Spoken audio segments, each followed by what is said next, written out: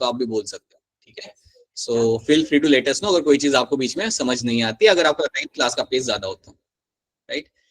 Deepa Pandey, good evening. Okay, that is Mahesh, right? No, let me, Mahesh अभी तो मेरी बात हो गई थी अगेन।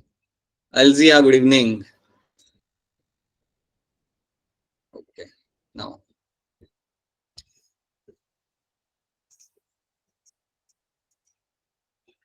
चलो, तो एक काम करते हैं, थोड़ा सा फटाफट एक रिवीजन लेते हैं, रिकैप लेते हैं of the things which you have seen by far, और फिर थोड़ा आगे बढ़ते हैं।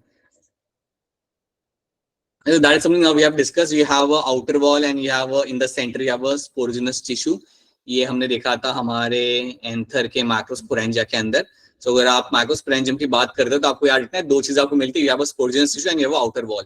आउटर वॉल में आपको ये तीन चार चीजें आपको मिल जाएगी यहाँ पे। You will have epidermis, endothecium, middle layer and tapetum. याद रखना मिडल लेयर आपकी 1 से 3 जितनी आपकी आपको यहाँ पे मिल जाती है। टिपेटम आपका रहता है इनरमोस्ट लेयर, और आपका टिपेटम का काम होता है क्या क्या काम होता है टिपेटम का? हाँ जी, पोलन ग्रेन को नरिशमेंट प्रोवाइड करना, that is something your tapetum is known for, ठीक है। तो टिपेटम के बारे में हमने यहाँ पे कुछ चीजें लिखी हुई है। नरिशमेंट प्रोवाइड कर रहा है आपका यहाँ पे। It is also forming the sporopollenin भी आपको बना के देता है। जो आउटर वॉल पे आपको जो मिलता है, पोलन ग्रेन के आउटर वॉल पे जो आपको स्पोरोपोलिनिन मिलेगा, that is also something form by my tapetum, right. Tapetum आपको इवन यहाँ पे बना के देगा आपका यहाँ पे pollen kit. So pollen kit क्या होता है वो भी हम देख लेते हैं कि होता क्या pollen kit, what is that, will have a look at this right now. याद रखना टिपेटम के अंदर आपके होते हैं मल्टी न्यूक्लिएटेड सेल। तो इस सेल के अंदर आपको एक से ज्यादा न्यूक्लियस देखने के लिए मिल जाएंगे and it will have a dense cytoplasm, okay. और तो ये हमने देख लिया, नरिशमेंट दे रहा है, स्पोरोपोलिनिन बना रहा है, और इवन आपको यहाँ पे पोलन किट आपको बना के देता है आपके यहाँ पे टिपेटम। अब याद रखना ये पोलन किट होता क्या है। Now let's try to see pollen kit क्या होता है, वो हम आगे वाली स्लाइड में देखते हैं, ओके। तो ये हमने यहाँ पे देख लिया, we have seen this, you have a microsporangium, sporogenous tissue, micro mother cell उसमें से बनेगा, एंड देन वहां से फिर हम करते हैं हमारा यहाँ पे meiosis. So can see meiosis करके हमने यहाँ पे 4 सेल बनाए, और 4 सेल जो हमने यहाँ पे बनाए मियोसिस करके वो सारे हैप्लॉइड है। ये तो आप समझ सकते हो कि मियोसिस होने के बाद जो भी आपको 4 सेल यहाँ पे बनेंगे that will be haploid, right. ये चारों सेल एक दूसरे से यहाँ पे जुड़े हुए हैं, बाद में ये एक दूसरे से यहाँ पे डिटैच हो जाएंगे, they will get detach from each other and then they will become a independent pollen grain, वहां पे वो बन जाता है, okay. This is something we have all seen this, ये हमने देखा था पिछले क्लास के अंदर। देखो कुछ सेल्स है जिनको हमने चूज कर लिया as a microspore mother cell, और वही माइक्रोस्पोर मदर सेल अब करते हैं आप यहाँ पे मियोसिस। सो ये हम देख चुके हैं। अब ये वाली कहानी आप यहाँ पे जानते हो, this is just to revise you few things. So you have a bilobed anther, you can see inside, you can see this tetragonal structure आपको यहाँ पे दिख जाएगा। सेंटर में आपको मिलता है आपके यहाँ पे स्पोरोजेनस टिश्यू, सेंटर में आपको मिलेगा आपके यहाँ पे स्पोरोजेनस टिश्यू, ठीक है। सो सेंटर में आपको मिलेगा आपके यहाँ पे देखने के लिए, आपके यहाँ पे स्पोरोजेनस टिश्यू आपको मिलेगा देखने के लिए, right. And then you have the outer wall. Sporogenous tissue के अंदर ही आपके कुछ सेल्स होते हैं, उनमें से ही आपका आप बना के दोगे आपके यहाँ पे पोलन ग्रेन, राइट। सो याद रखना this is my tetragonal structure, this is your tetragonal structure which we have seen already. अच्छा, एक और बात मुझे बताओ आप लोग, आपकी जो आउटर लेयर्स होती है, आपकी जो आउटर लेयर्स होती है, epidermis, endothelium, middle layer and tapetum, इनमें से ये 3 लेयर का काम क्या होता है? What is the role of this 3 layers? Protection and dehiscence, ये 2 चीज याद रखना। प्रोटेक्शन एंड डिहाइसेंस, ये 2 चीजें ये लोग यहाँ पे करते हैं। एक तो प्रोटेक्शन तो प्रोवाइड करें, डिहाइसेंस मतलब आपका पोलन ग्रेन का ब्रेक होना, आपका पोलन ग्रेन का ब्रेक होना एक सही टाइम पे मैच्योर होने के बाद, ताकि पोलन ग्रेन बाहर निकले। सो प्रोटेक्शन एंड डिहाइसिस का काम आपका होता है यहाँ पे epidermis, endothelium and middle layer का, राइट। टिपेटम का काम तो बिल्कुल ही अलग है आपका यहाँ पे। It is something which will play a role in providing all the nourishment to the pollen grain. तो टिपेटम आपका पूरा नरिशमेंट आपका यहाँ पे प्रोवाइड करेगा आपके पोलन ग्रेन को, ठीक है। तो ये चीज आपको यहाँ क्लियर कट आप सबको यहाँ पे याद रखनी है, okay. So in the centre you can see the outer layer and in the centre will have a sporogenous tissue. तो अंदर मिलेगा मेरा स्पोरोजेनस टिश्यू, और इसमें मुझे मिल जाएंगे मेरे यहाँ पे माइक्रोस्पोर मदर सेल। मुझे बताओ माइक्रोस्पोर मदर सेल क्या होता है? हैप्लॉइड होता है, डिप्लॉइड होता है? Diploid sir. बिल्कुल, ये आपके डिप्लॉइड ही रहेंगे, कंफ्यूजन रखना मत। इनमें से जब आप बनाते हो माइक्रोस्पोर, इनमें से आप माइक्रोस्पोर बनाओगे तो वो आपके होंगे haploid, but microspore are going to be diploid all the time. सारे के सारे वो आपके यहाँ पे डिप्लॉइड रहते हैं, राइट।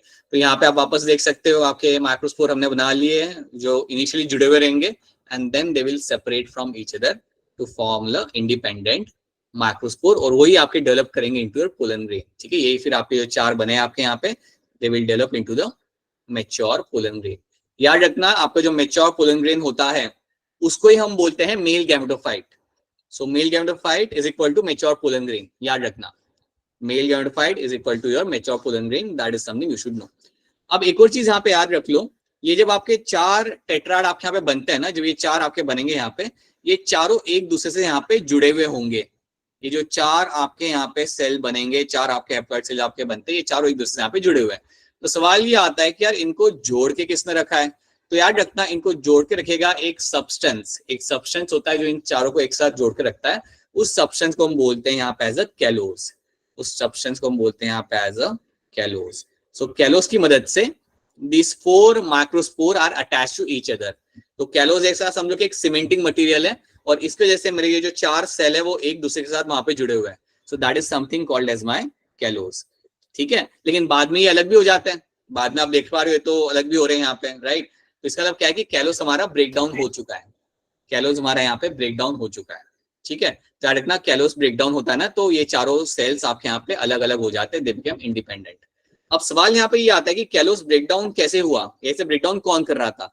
तो यहाँ पे आपको याद रखना है, एक एंजाइम होता है जिसका नाम होता है कैलेज। एक एंजाइम होता है जिसका नाम होता है आपका यहाँ पे callase. So callase is the name of the enzyme, और यही एंजाइम आके इस वॉल को ब्रेक करेगा। इस ये जो जुड़ी हुई, ये जो सीमेंटिंग मटेरियल है ना, जिसने सबको जोड़ के रखा हुआ है, इसको आके ब्रेक डाउन करने का काम मेरे इस कैलेज एंजाइम का ही होगा। तो याद रखना, कैलेज एंजाइम मेरा होता है जो ये आके काम करेगा। अब एक और सवाल आता है कि कैलेज एंजाइम कहाँ से आ रहा है? तो याद रखना, कैलेज एंजाइम आपका आ रहा है टिपेटम में से। कैलेज एंजाइम आपका आ रहा है टिपेटम में से। जो टिपेटम का एक और रोल आप यहाँ पे याद रख सकते हो, टिपेटम काफी कुछ कर रहा है, देखा जाए तो बहुत चीजें संभाल रहा है वहां पे। तो उसमें से एक काम उसका ये भी होता है कि कैलेज एंजाइम जो आ रहा होता है, this enzyme is coming from the tapetum. So याद रखना, ये आपका आ रहा होता है टिपेटम में से। तो टिपेटम ने बहुत सारे काम कर लिए यहाँ पे। टिपेटम ने आपका स्पोरोपोलिन बना लिया, उसने नरिशमेंट प्रोवाइड कर दिया। कैलेज एंजाइम भी आपका आ रहा है from the टिपेटम sales, right.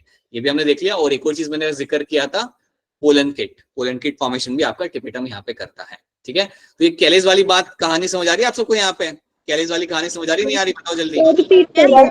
Sir repeat कर दो। देखो, आपका यहाँ पे मियोसिस हुआ, आपने 4 सेल बनाए, चारों सेल आपके जुड़े हुए थे एक दूसरे के साथ। क्यों जुड़े हुए थे? कौन था उन्हें जोड़ के रख रहा था? तो उनको जोड़ के रख रहा था मेरे यहाँ पे एक सब्सटेंस जिसे हम कहते हैं callose. So callose is a substance जिसकी वजह से मेरे ये 4 सेल एक दूसरे के साथ यहाँ पे जुड़े हुए हैं। ठीक है, अब ये जुड़े हुए तो हैं अभी यहाँ पे, लेकिन आप जानते हो कि थोड़ी देर के बाद, कुछ टाइम के बाद ये लोग एक दूसरे से अलग हो जाएंगे। ये सारे एक दूसरे के साथ अलग हो जाएंगे, दे विल बिकम इंडिपेंडेंट। तो इनको इंडिपेंडेंट करने के लिए कौन सा एंजाइम इन्वॉल्व होता है? तो याद रखना, वहां पे जो एंजाइम इन्वॉल्व होगा उसका नाम हमने यहाँ से ग्रीन कलर में लिखा हुआ है, दैट इज माय कैलेज एंजाइम। तो कैलेज एंजाइम आता है, और ये जो कैलोज है वॉल, कैलोज की जो वॉल है उसको ब्रेक डाउन करता है। और वो जैसे उसको ब्रेक डाउन करता है तो आपके चारों सेल एक दूसरे से अलग हो जाते हैं। You can see over here you have a independent microspore, यहाँ आपके सामने यहाँ पे खड़े हैं। ठीक है, इतनी बात समझ आ रही है आपको यहाँ पे कि कौन है जो? ठीक है, और अलग करने के लिए जो मेरा यहाँ पे एंजाइम आया, दैट वाज माय कैलेज एंजाइम, मेरा आया दौड़ के यहाँ पे। अब बात क्या है कि कैलेज आ कहाँ से रहा है? ऐसे कैसे कहाँ से आ रहा है वो, right. So you should know that callase enzyme is coming from the टिपेटम।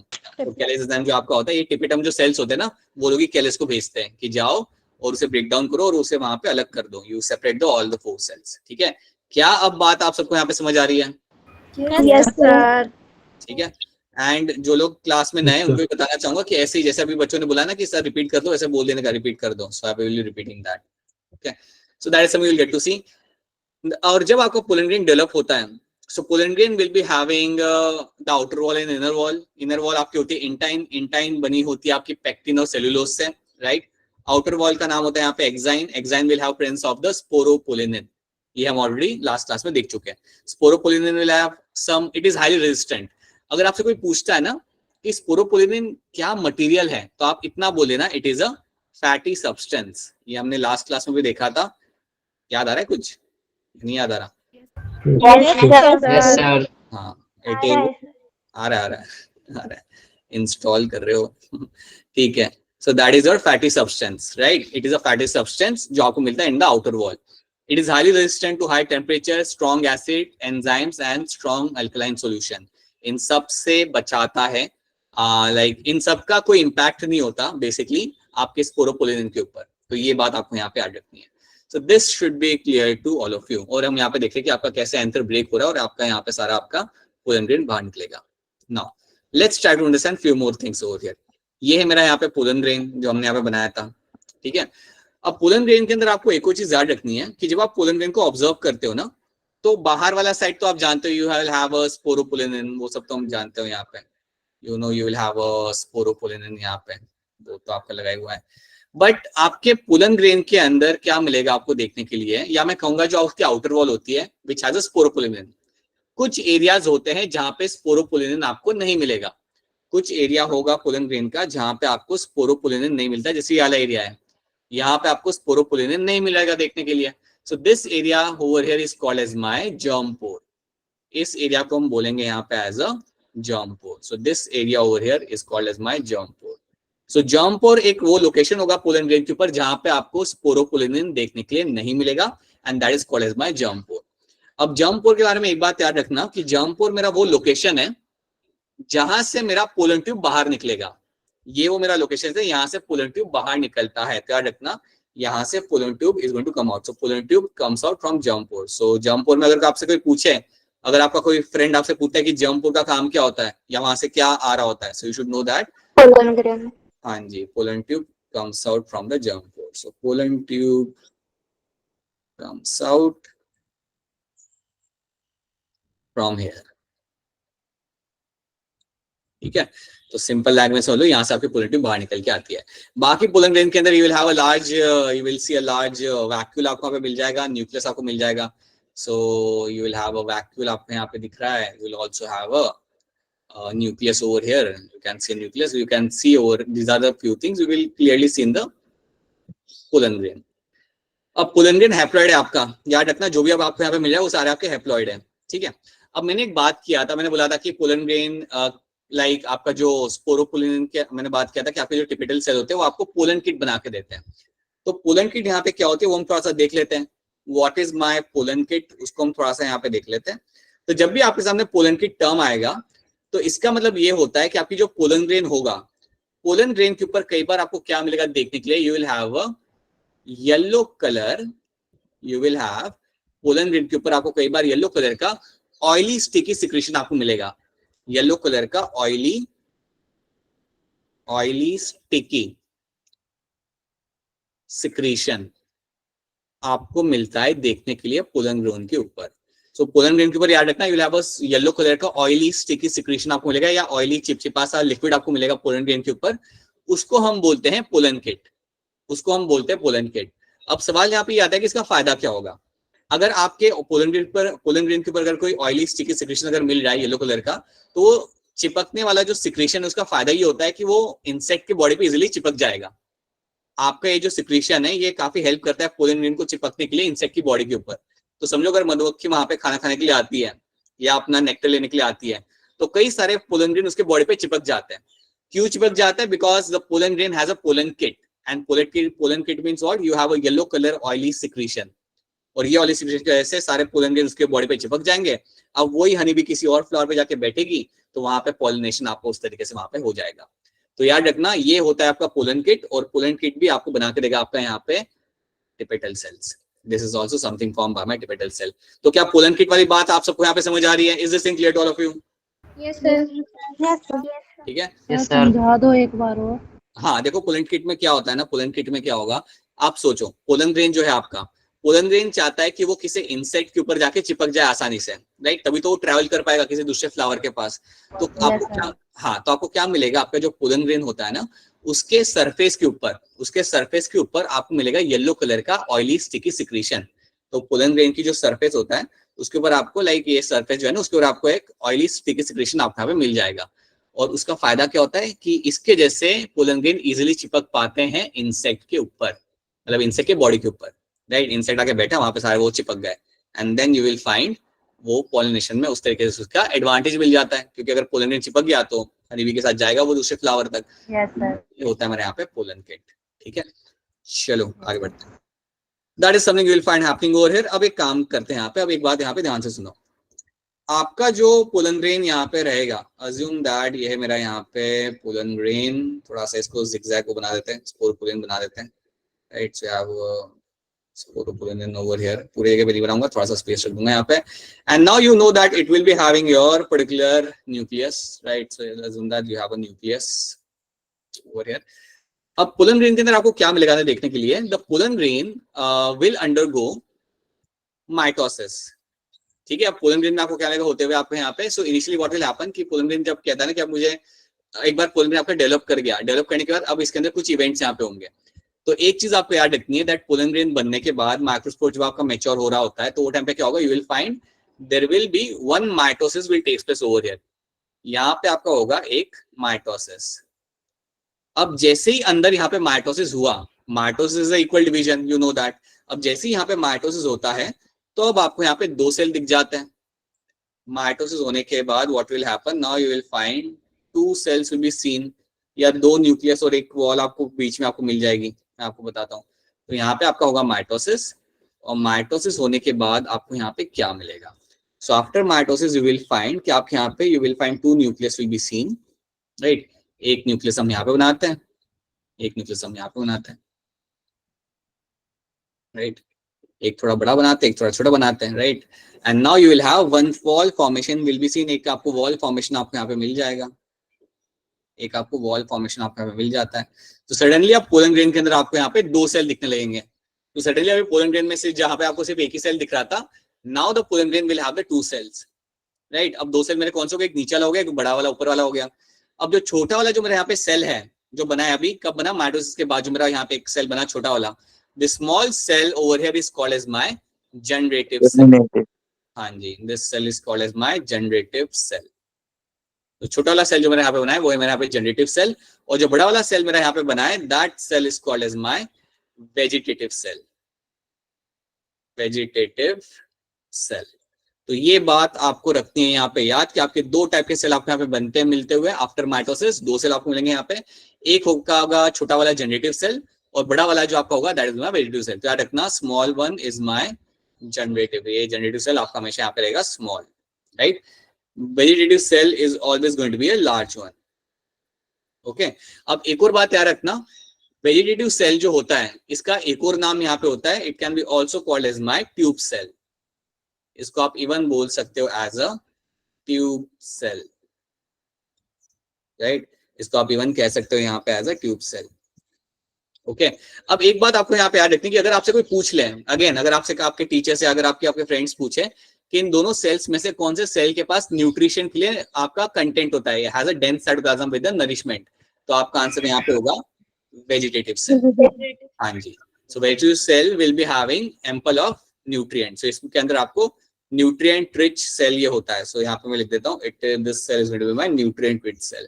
इतना बड़ा सेल है, न्यूट्रिएंट तो होगा ही उसके अंदर, ठीक है। It will be my nutrient rich cell, ठीक है। It's my nutrient rich cell over here. Sir एक बार फिर बोलना, nutrient cell wall, nutrient cell wall. So देखो पहले क्या होता है यहाँ पे, आपका यहाँ पे एक था खड़ा हुआ आपका यहाँ पे पोलन ग्रेन, राइट। उसके अंदर आपका हुआ यहाँ पे माइटोसिस। माइटोसिस होने के बाद आपको क्या दिखेगा यहाँ पे, उसके बाद आपको यहाँ मिलेंगे, आपके यहाँ पे दो सेल बन के आपको मिल जाएंगे। एक होगा छोटा वाला सेल, उसे हम बोलेंगे जनरेटिव सेल, राइट, और एक होगा बड़ा वाला cell that is my vegetative cell. और आपको यहाँ पे जब आपका माइटोसिस हो जाए तो उसके बाद आपको यहाँ पे एक सेल वॉल आपको बन जाएगी। यहाँ पे ये व्हाइट कलर की हमने वॉल बना दी। व्हाइट कलर की वॉल मैंने इसलिए बनाई ताकि आपको दो सेल अलग अलग यहाँ पे दिखा सकूं, और ये आपको पोलन ग्रेन में भी आपको देखने के लिए आपको मिल जाएगा। सो यहाँ two separate cell can be seen, ऊपर वाला और नीचे वाला। सो नीचे वाला जो आपका यहाँ पे सेल है ये आपका काफी छोटा सा है, दैट्स माय जनरेटिव सेल, और जो बड़ा वाला सेल मेरा यहाँ पे that is my vegetative cell. और वेजिटेटिव सेल जो आपका यहाँ पे तो उसके अंदर आपको काफी ज्यादा न्यूट्रिएंट कंटेंट आपको मिलेगा, जो काफी ज्यादा साइटोप्लाज्म में आपको देखने के लिए आपको मिलेगा वहां पे। सो नरिशमेंट के लिए आपके इस सेल को आप इस्तेमाल कर सकते हो, बिकॉज इसके अंदर आपको न्यूट्रिएंट कंटेंट काफी ज्यादा मिलता है। किसमें मिलता है, इन द वेजिटेटिव सेल के अंदर। और याद रखना इसको हम इवन बोलते हैं यहाँ पे एज अ ट्यूब सेल। तो ये चीज आपको यहाँ पे याद रखनी है, this is one thing you have to know. अब यहाँ पे एक सवाल आता है कि यहाँ पे मेरा माइटोसिस मेरा हो चुका है और मुझे यहाँ पे मिल चुके मेरे यहाँ पे दो सेल, राइट। तो मुझे यहाँ पे 2 सेल मेरे यहाँ पे दिख रहे हैं पोलन ग्रेन के अंदर, याद रखना मुझे यहाँ पे मेरे 2 सेल मुझे क्लियरली मुझे यहाँ पे दिख रहे हैं। सो इसको हम बोलते हैं 2 सेल स्टेज, इसको हम बोलते हैं यहाँ पे as a 2 cell stage, 2 celled stage. तो this is something called as a 2 cell stage. अब 2 सेल स्टेज अगर आपसे कोई पूछे कि 2 सेल स्टेज में आपको क्या क्या मिलता है, तो आपने 2 चीजें बतानी है, एक होता है जनरेटिव सेल मुझे मिलता है अंदर, और दूसरा मुझे वहां पे मिलता है मेरे यहाँ पे वेजिटेटिव सेल। तो ये बात याद रखना कि अगर आपसे कोई पूछे कि what is my 2 cell stage, then याद रखनी है आपके यहाँ पे 2 चीजें, you will have one vegetative cell and you have a generative cell. ठीक है, अब एक बात दिमाग में आप सब लोग बिठा लो, जनरली जब आपके फ्लावर में से पोलन ग्रेन रिलीज किए जाते हैं, या जनरली जब भी आपके एंथर में से पोलन ग्रेन रिलीज किए जाते हैं, they are in the 2 cell stage. मतलब मैं कह सकता हूं कि लगभग 60% of the plants, 60% of the plants या फ्लावर में कुछ बोल सकता हूं, 60% ऑफ फ्लावर्स रिलीज करते हैं पोलन ग्रेन 2 सेल स्टेज के अंदर। ये बात याद रखना, 60% of the flower are going to release their pollen grain in the 2 cell stage. जहां पे आपके जब पोलन ग्रेन रिलीज किया जाता है उसमें 2 सेल होते हैं, एक वेजिटेटिव एक होता है जनरेटिव सेल। तो ये चीज आपको याद रखनी है। तो अगर मैं आपके हाथ में कोई फ्लावर देता हूं तो काफी लाइकली चांस है कि उसके अंदर जो एंथर होगा उसमें जो पोलन ग्रेन होंगे they will be in the 2 cell stage. तो ये बात आपको यहाँ पे याद रखनी है। अब ये बताओ, ये वाली बात आप सबको यहाँ पे समझ आ रही है नहीं आ रही, बोलो। Yes, sir. 60% वाला फिर से समझा दो। 60% वाली बात ऐसी है, यहाँ पे मैं ये कह रहा हूँ आपसे कि आपके पूरे प्लांट किंगडम में जितने भी एंजियोस्पर्म्स हैं उसमें से 60% एंजियोस्पर्म्स अपने जब पोलन ग्रेन रिलीज करते हैं तो वो 2 सेल स्टेज पे रिलीज करते हैं, राइट। तो समझो अगर आप आपके हाथ में अक्षरा 4-5 फ्लावर लाके देती है और तुम उसे खोल के चेक करते हो कि इसमें पोलन ग्रेन कौन सी स्टेज पे है, राइट, तो तुम देखोगे उसके अंदर majority of the pollen grain are in the 2 cell stage, सारे फ्लावर के अंदर, मोस्ट ऑफ देम, राइट। हाँ, कोई एक ऐसा फ्लावर निकल सकता है जिसके अंदर आपका पोलन ग्रेन 3 सेल स्टेज में हो, बट ऐसे कम होते हैं, right. Majority of them are in the 2 cell stage. समझ आई मेरी बात? क्या ये 60% वाली बात आप समझ आई? Yes sir. Yes, sir. वो बच्चे क्लास में नए हैं, एक बच्चे का नाम मुझे मालूम है, बाकी लोग भी हो सकते हैं। तनीषा, आपको यहाँ तक समझ आ रहा है? Yes, sir. ओके तनीषा, मैं समझ सकता हूँ ये आपके लिए थोड़ा सा नया हो सकता है because we are doing this from between, but आपको आ जाएगा। मैं इसका आपका प्रीवियस लेक्चर आपके साथ शेयर करूंगा ना इस चीज का, सो आपको समझ आ जाएगा। ठीक है, it's a very, you will be able to do that, it's a very simple topic. ठीक है, ऑलराइट। सो ये हमने यहाँ पे देख लिया, और अब देखो यहाँ पे होता क्या है। अब एक काम करते हैं, हमने 2 सेल स्टेज क्या होता है हमने यहाँ पे देख लिया। Now let's see one more stage over here. So उसके पहले हम यहाँ पे थोड़ा सा, let me see if we have a space. We don't have a, yeah, here. So see, assume that this is my pollen grain again and it is in my 2 cell stage. अभी मैं वो नहीं बना रहा, sporopollenin नहीं बना रहा। ये मत बोलना कि सर स्पोरोपोलिन कहाँ चला गया, वो है वहां पे ही है, इमेजिन कर लो। So you have this 2 cell stage over here, right? Now what happens ना, जब आपका पोलन ग्रेन आपका 2 सेल स्टेज पे होता है, चलो बना ही देते हैं स्पोरोपोलिन।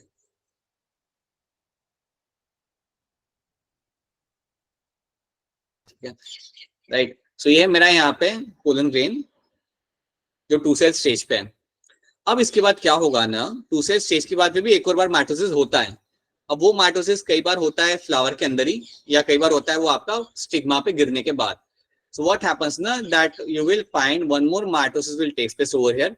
एक बार फिर यहाँ पे माइटोसिस होगा, और ये माइटोसिस होगा आपके जनरेटिव सेल के साथ। तो याद रखना, mitosis will happen, but mitosis will happen with the generative cell. और जब इसमें एक बार फिर माइटोसिस होता है तो उसके बाद आपको मिलेगा देखने के लिए कि आपके जनरेटिव सेल में से 2 मेल गैमेट बन के निकल के आते हैं। सो जब आपका एक बार फिर यहाँ पे माइटोसिस होगा, so once you find one more time mitosis takes place over here, then something will be seen coming out from the generative cell. तो अगर एक बार फिर माइटोसिस हुआ 2 सेल स्टेज के अंदर, तो यहाँ की कहानी थोड़ी अब अलग हो जाती है।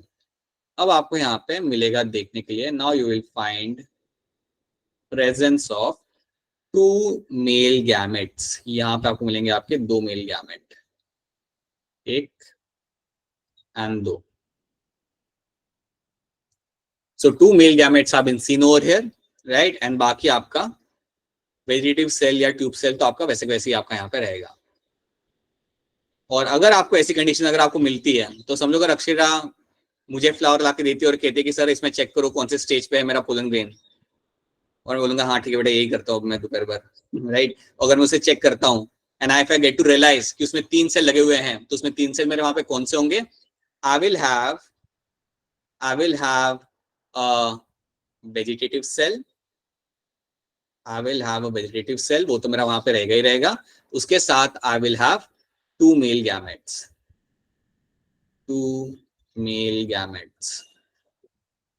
अगर मुझे वेजिटेटिव सेल्स और 2 मेल गैमेट्स अगर मुझे मेरे यहाँ पे दिख जाते हैं, अगर मैं दोपहर में पूरा दिन टाइम निकाल के जब देखता हूँ और मुझे जब ये दिख जाते हैं, सो मैं कहूंगा this is my 3 cell stage, this is my 3 cell stage.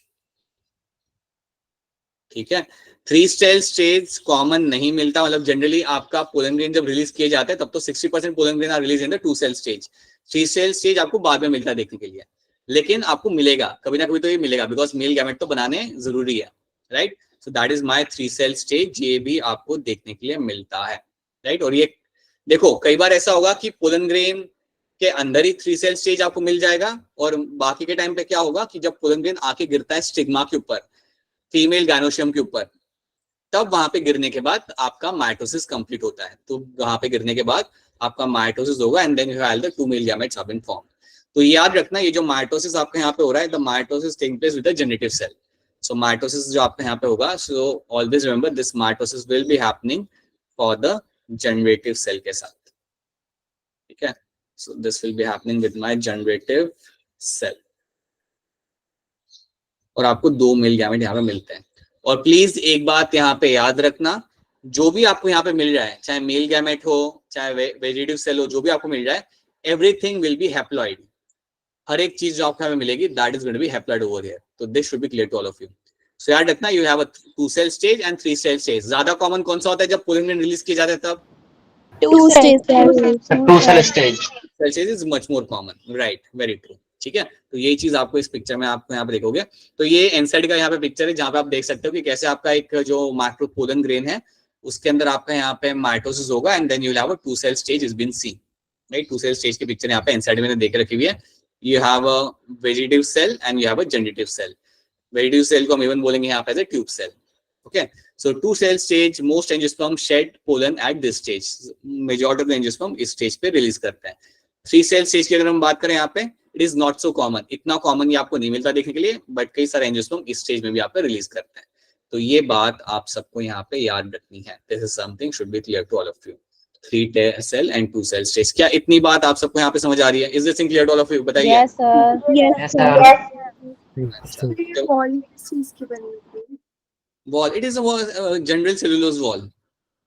The wall is general cellulose wall over here, ठीक है, that separation, okay, cellulose fibers, ठीक है। तो ये आपका यहाँ पे इस तरीके से ये चीज आपका यहाँ पे बनते हुए आपको मिल जाएगा। तो यहाँ तक आपको कहानी याद रखनी है अपने पोलन ग्रेन की। अगर आप इतनी कहानी याद रख सकते हो then that's enough for you, right. अब यहाँ से हमारी कहानी स्टार्ट करेंगे हम लोग हमारे फीमेल गैमेटोफाइट की, राइट। बट उसके पहले हमें कुछ बेसिक चीज हम यहाँ पे देख लेते हैं, जैसे पोलन वायबिलिटी क्या होता है। अब पोलन वायबिलिटी की जब मैं यहाँ पे बात करता हूँ, सो दैट मीन्स कि पोलन ग्रेन कब तक जर्मिनेट कर सकता है। आपका जो पोलन ग्रेन है उसमें से कब तक आपका पोलन ट्यूब निकल के बाहर आ सकता है। याद रखना आपका जो जर्म पोर था, यहाँ पे आपका जर्म पोर था ना, कहाँ गया हमारा जर्म पोर? ये था हमारे यहाँ पे germ pore, right. Germ pore is area जहां से आपका आता है पोलन ट्यूब, राइट। याद रखना पोलन ट्यूब आपका आएगा वेजिटेटिव सेल में से, ये हम वापस से बाद में देखेंगे, बट याद रखना पोलन ट्यूब आपका आता है आपके वेजिटेटिव सेल में से निकल के बाहर आता है, राइट। अब पोलन ग्रेन जब आपने रिलीज कर दिया, कब तक वो वायबल है, मतलब कब तक उसके अंदर से पोलन ट्यूब निकल के बाहर आ सकता है और मेल गैमेट्स आ सकते हैं, उसको हम बोलते हैं वायबिलिटी, उसको हम बोलते हैं पोलन। हाँ, वायबिलिटी का मतलब ये होता है कि आपका पोलन ग्रेन कब तक एक्टिव है अपना पोलन ट्यूब बनाने के लिए, ठीक है। अब समझो आप में से कोई है, let's say we have Archana over here. Archana मुझे एक पोलन ग्रेन ला के देती है 6 महीने बाद और कहती है कि सर ये जर्मिनेट नहीं कर रहा, तो शायद उसकी वायबिलिटी है नहीं इसलिए वो जर्मिनेट नहीं कर रहा। एक पोलन ग्रेन कुछ टाइम के लिए वायबल हो सकता है, दैट मींस वो कुछ टाइम के लिए ही वो जर्मिनेट वहां से कर सकता है, उसके बाद वो जर्मिनेट वहां पे नहीं करेगा। अगर बहुत टाइम निकल गया तो वो जर्मिनेट नहीं करेगा। जर्मिनेट नहीं करेगा मतलब उसमें से पोलन ट्यूब बाहर निकल के नहीं आएगा, ठीक है। पोलन ट्यूब निकलना is a very important event जो होता है पोलन ग्रेन में से, क्योंकि उसमें तो आप मेल गैमेट वहां पे होंगे, राइट। अब देखो यहाँ पे होता क्या है, pollen viability ability to germinate और सर्वाइव टिल फर्टिलाइजेशन, उसे हम कहते हैं पोलन वायबिलिटी। अब कुछ प्लांट्स के अंदर रहती है 30 मिनट की, जैसे राइस और व्हीट के अंदर। तो राइस और व्हीट के अंदर जो क्या होता है कि आपको पोलन वायबल रहेगा सिर्फ आधे घंटे के लिए, उसके बाद वो कोई काम का नहीं है। अगर आधे घंटे में पोलन ग्रेन स्टिग्मा पे जाके नहीं बैठा और अगर 1 घंटा निकल गया तो उसमें से आप एक्सपेक्ट नहीं कर सकते कि उसके अंदर से पोलन ट्यूब निकलेगा, राइट।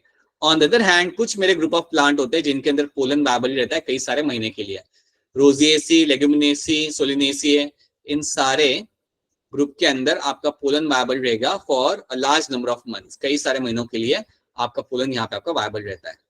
यहाँ पे उसकी वायबिलिटी काफी लंबे टाइम के लिए रहती है, राइट। तो अगर मैं ये ग्रुप है बेटा, ये ग्रुप है, ये फैमिली है ग्रुप फ्लावर की, नाम नहीं है। हाँ, सो ये आपके फैमिलीज है आपके फ्लावर की, उनके अंदर पोलन ग्रेन काफी वायबल रहते हैं लंबे टाइम के लिए। तो समझो मैं अगर जर्मनी से भी अगर पोलन ग्रेन लेके आऊँ ना 2 हफ्ते ट्रेवल करके शिप में, इस फैमिली के पोलन ग्रेन तब भी वो जर्मिनेट कर जाएंगे, right, because they remain viable for number of months, so that varies. Then यहाँ पे आप देख सकते हो क्या हो रहा है यहाँ पे, कोई बताएगा ये मैडम यहाँ पे क्या कर रहे हैं, बताओ जल्दी कोई, क्या हो रहा है यहाँ पे? सर नाइट्रोजन है शायद इनके पास। अच्छा, ऐसा नहीं लग रहा ये आइसक्रीम बना रहे हैं यहाँ पे, किसी को ऐसा नहीं लग रहा? हमेशा आप लोगों को सही आंसर देना जरूरी थोड़ी होता है। सर आई थिंक ये स्टोरेज कर रही है वो पोलन ग्रेन का। हाँ, कर रहे हैं कुछ ना कुछ, अगर मेहनत कर रहे हैं मैडम यहाँ पे, ठीक है। सो याद रखना एक चीज यहाँ पे आप लोग, that you will have something like liquid nitrogen आपका एक चीज होता है, और उसके अंदर आप अपने पोलन ग्रेन को प्रिजर्व कर सकते हो, जो आपने बिल्कुल सही बोला आपने यहाँ पे। Yes, your pollen grain can be preserve in the liquid nitrogen के अंदर, आप प्रिजर्व किया जा सकता है उनको यहाँ पे, और प्रिजर्व इसलिए किया जाता है ताकि आप उन्हें फिर फ्यूचर में यूज कर सको as per the requirement, right. अब लिक्विड नाइट्रोजन के अंदर आप सिर्फ पोलन ग्रेन नहीं, आप स्पर्म्स को भी प्रिजर्व कर सकते हो। तो समझो आपके पास एक राइनोसोरस है और उसकी डेथ होने वाली है और वो वर्ल्ड में सिर्फ एक ही बाकी है, तो आप उसके गैमेट्स को आप निकाल लो और उसे आप स्टोर कर लो आपके इसके अंदर लिक्विड नाइट्रोजन के अंदर, ठीक है। So pollen viability can be maintain by storing it in a low temperature in the liquid nitrogen, storage in pollen banks for crop breeding program. So crop breeding program के लिए आप liquid nitrogen के अंदर pollen grain को store कर सकते हो। याद रखना इसका जो टेम्परेचर आपके यहाँ पर रहेगा that will be around -196 degree Celsius. ये आपने पढ़ा होगा चैप्टर 1 के अंदर भी 11th स्टैंडर्ड में, पूरा पढ़ाता नहीं पढ़ाता ये चीज? Yes, sir. पूरा नॉट सीइंग एनीथिंग, बहुत बढ़िया बेटा। पढ़ा था सर, आपने पढ़ाया था। ये देखो किसी ने मना कर दिया, कोई तो है। ऑलराइट, सो दैट इज, याद रखना इसका जो टेम्परेचर यहाँ पे रहता है ना that's going to be around -196 degree celsius, right. इसमें आप गैमेट्स को भी स्टोर कर सकते हो, मेल गैमेट्स मतलब स्पर्म्स, ओवा जो होता है ना ह्यूमंस के अंदर, वो भी आप स्टोर कर सकते हो, और यहाँ पे पोलन ग्रेन को भी आप यहाँ पे स्टोर कर सकते हो, ओके। एक और बात याद रखना, आपका जो स्पोरोपोलिन होता है ना उसकी वजह से भी आपके पोलन ग्रेन सॉइल में प्रिजर्व कर लिए जाते हैं, because of their like they are resistant to everything. तो पोलन ग्रेन भी आपके सॉइल के अंदर कई बार प्रिजर्व हो जाता है as a fossil, right, because of that. By the way शायद आपको मालूम होगा या नहीं होगा, लेकिन लिक्विड नाइट्रोजन यूज करके हम लोग हमारी आइसक्रीम भी बना सकते हैं, ठीक है। तो हम आइसक्रीम भी बनाई जाती है, शायद आपको मालूम हो, राइट, या नहीं मालूम तो अब पता चल गया, बनाई जा सकती है। बट श्योरली यहाँ पे आइसक्रीम नहीं बनाई जा रही, कोई अप्रैन पेन की आइसक्रीम नहीं बनाता, सो यहाँ पे स्टोरेज हो रहा है। सो लिक्विड नाइट्रोजन याद रखना, it preserves the pollen and the same condition as it was harvested, तो ये चीज आपने यहाँ पे ऐड रखनी है, राइट। देन पोलन ग्रेन आपकी एलर्जीज कॉज कर सकते हैं, pollen grain are known to cause the allergies. तो एक और बात याद रखना, they are known to cause the allergies. So एक मैं आपको यहाँ पे एग्जांपल दूंगा, एक प्लांट है आपका यहाँ पे पार्थेनियम। अब पार्थेनियम जो आपका प्लांट था ये इंडिया में गलती से आ गया था। हाँ बेटा बोलो। पार्थिनोकार्पी। अरे नहीं, उसका कोई रिलेशन नहीं है। पार्थेनियम एक प्लांट है आपका यहाँ पे, याद रखना, इट इज अ प्लांट, और ये एक्सीडेंटली इंडिया में आ गया था। कोई बताएगा कैसे आया होगा? शिपमेंट, ट्रांसशिपमेंट से। हाँ, तो शिप में कैसे वो लोग गलती से लेके आ गए इसे? सर पोलन ग्रेन, टोबैको के साथ। टोबैको के मतलब बाहर से हम टोबैको मंगवा रहे थे, लोगों ने पार्थिनम दे दिया। It's like you ask something from Amazon और अमेज़न कुछ और आपको डिलीवर कर रहा है। एनीथिंग एल्स बताइए। Sir, everyone. Okay, see, I'll tell you. See, parthenium जो आपके यहाँ पे प्लांट है ना, the plant you have parthenium over here, what will be happening ना कि आपका जो वीट का जो प्लांट था, वीट के प्लांट का हम इंपोर्ट कर रहे थे, so we actually the plant. हाँ, सो आपका जो वीट का जो प्लांट था, सो वीट प्लांट जो आपका वहां पे था, वीट प्लांट का हमने किया था इंपोर्ट। सो वीट प्लांट को हमने किया था आपका वहां पे import. So we were actually importing the wheat plant, और वीट प्लांट के साथ कुछ प्लांट्स आपके आ गए थे accidentally, and there one of them was my parthenium. अब पार्थिनियम के साथ बात यह है कि पार्थिनियम के जो आपके पोलन ग्रेन होते हैं, पार्थिनियम के आपके जो पोलन ग्रेन यहाँ पे होते हैं, the pollen grain of पार्थिनियम, they can cause allergic reaction. ये आपका एलर्जी कॉज कर सकते हैं। तो ये बात रखना कि पार्थिनियम के अंदर जो आपके पोलन ग्रेन यहाँ पे होते हैं, they are known to cause the allergic reaction, so they can cause the allergic reaction, ये आपका कॉज कर सकते हैं। तो याद रखना कई सारे पोलन ग्रेन होते हैं, ये तो मैंने सिर्फ एग्जांपल यहाँ पे लिया पार्थिनियम का, बट कई सारे पोलन ग्रेन होते हैं जो एलर्जिक रिएक्शन कॉज कर सकते हैं। एक सबसे बढ़िया एग्जांपल होता है आपके यहाँ पे अस्थमा। सर हे फीवर ना, हे फीवर भी आपका बढ़िया एग्जांपल है। यस, हे फीवर हो गया, अस्थमा हो गया, ब्रोंकाइटिस हो गया। So these are the respiratory conditions जो आपकी होती है because of the pollen grain. तो ये बात भी याद रखना that they can cause the allergic reaction. तो ये आपको क्लियर होना चाहिए, they have a potential to cause that, right. तो मैं आपको यहाँ पे दिखा देता हूँ। Okay, this will get over. So pollen of Parthenium, a wheat not native to India, introduced along with the imported wheat, ये आपका एलर्जिक रिएक्शन कॉज कर सकता है। ओके, इसके साथ ध्यान रखना कि पोलन ग्रेन को हम इवन यूज कर सकते हैं एज अ सप्लीमेंट। इसको एज अ टैबलेट सिरप की तरह भी हम लोग इसे यूज कर सकते हैं एज अ सप्लीमेंट, क्योंकि it is a very nutritive value. So athletes इसे यूज करते हैं, इवन जो हॉर्स होते हैं ना जो रेस में भागते हैं, उनको भी हम ये सप्लीमेंट की तरह दे सकते हैं। So you can C a picture of people having allergic reaction, and also the pollen tablets। आपको pollen tablets आपको मिल जाती है, which are a very good source of like nutrient content, उसमें काफी अच्छा होता है, इसलिए they increase the performance of the athletes। तो ये चीज आपको यहाँ पे याद रखनी है कि इसको एज अ सप्लीमेंट भी हम यहाँ पे यूज कर सकते हैं। So these are the few things you have to know about the pollen grain। Parthenium वाली कहानी याद रखना, और ये सप्लीमेंट की तरह इसे आप यूज करते हो। Now we have to solve few questions। तो ये तो आपकी समरी है, you can have a look at the summary later on। So this is where your meal gametified gets completed। Now let's solve some questions। Hand raise करने की जरूरत नहीं है, इसलिए वैसे ही बता दो इसका आंसर क्या होगा।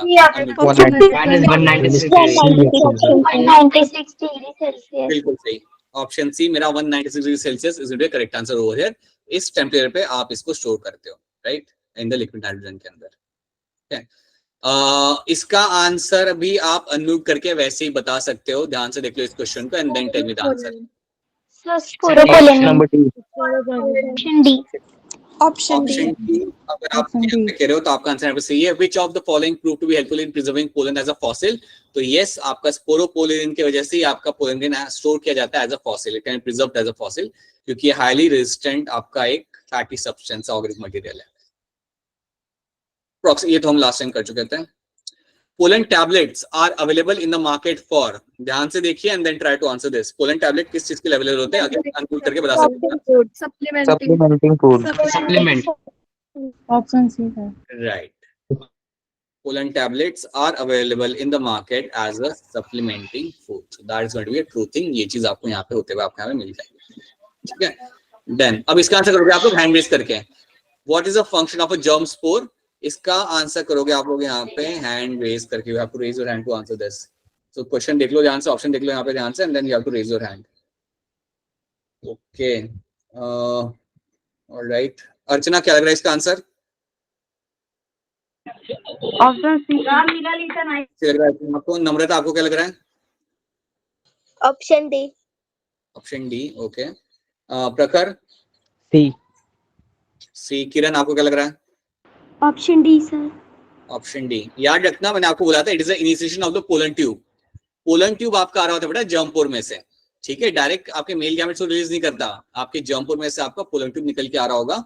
So initiation of the pollen tube is something which is coming out from the germpore. So आपका जर्मपोर आप में से आपके यहाँ पे पोलन ट्यूब निकल के आएगा, and then you will find उसके अंदर आप मेल गैमेट्स होंगे, and then they can be released over there. That is what you will get to see. इसका आंसर मुझे बताओ, क्वेश्चन नंबर 36 का आंसर यहाँ पे क्या होगा? Which of the following statement is going to be correct, इसमें से कौन सा स्टेटमेंट आपका यहाँ पे करेक्ट होगा? सो कौन सा स्टेटमेंट आपका यहाँ पे आपका करेक्ट होगा? Read the all the statement carefully and then try to answer this. देख लीजिए ध्यान से इसे and then quickly answer this, हमें आगे बढ़ना है। सर आप ऑप्शन नंबर सी। अरे C. ऐसे ही बता रहे थे। Yes, sir. Option C. Okay, hand raise करने के लिए बोला था, सबने वैसे ही बता दिया। यस, आई होप जिन्होंने भी हैंड रेस यहाँ पे किया है। Yes, option C becomes the correct answer, which of the following statements will be correct?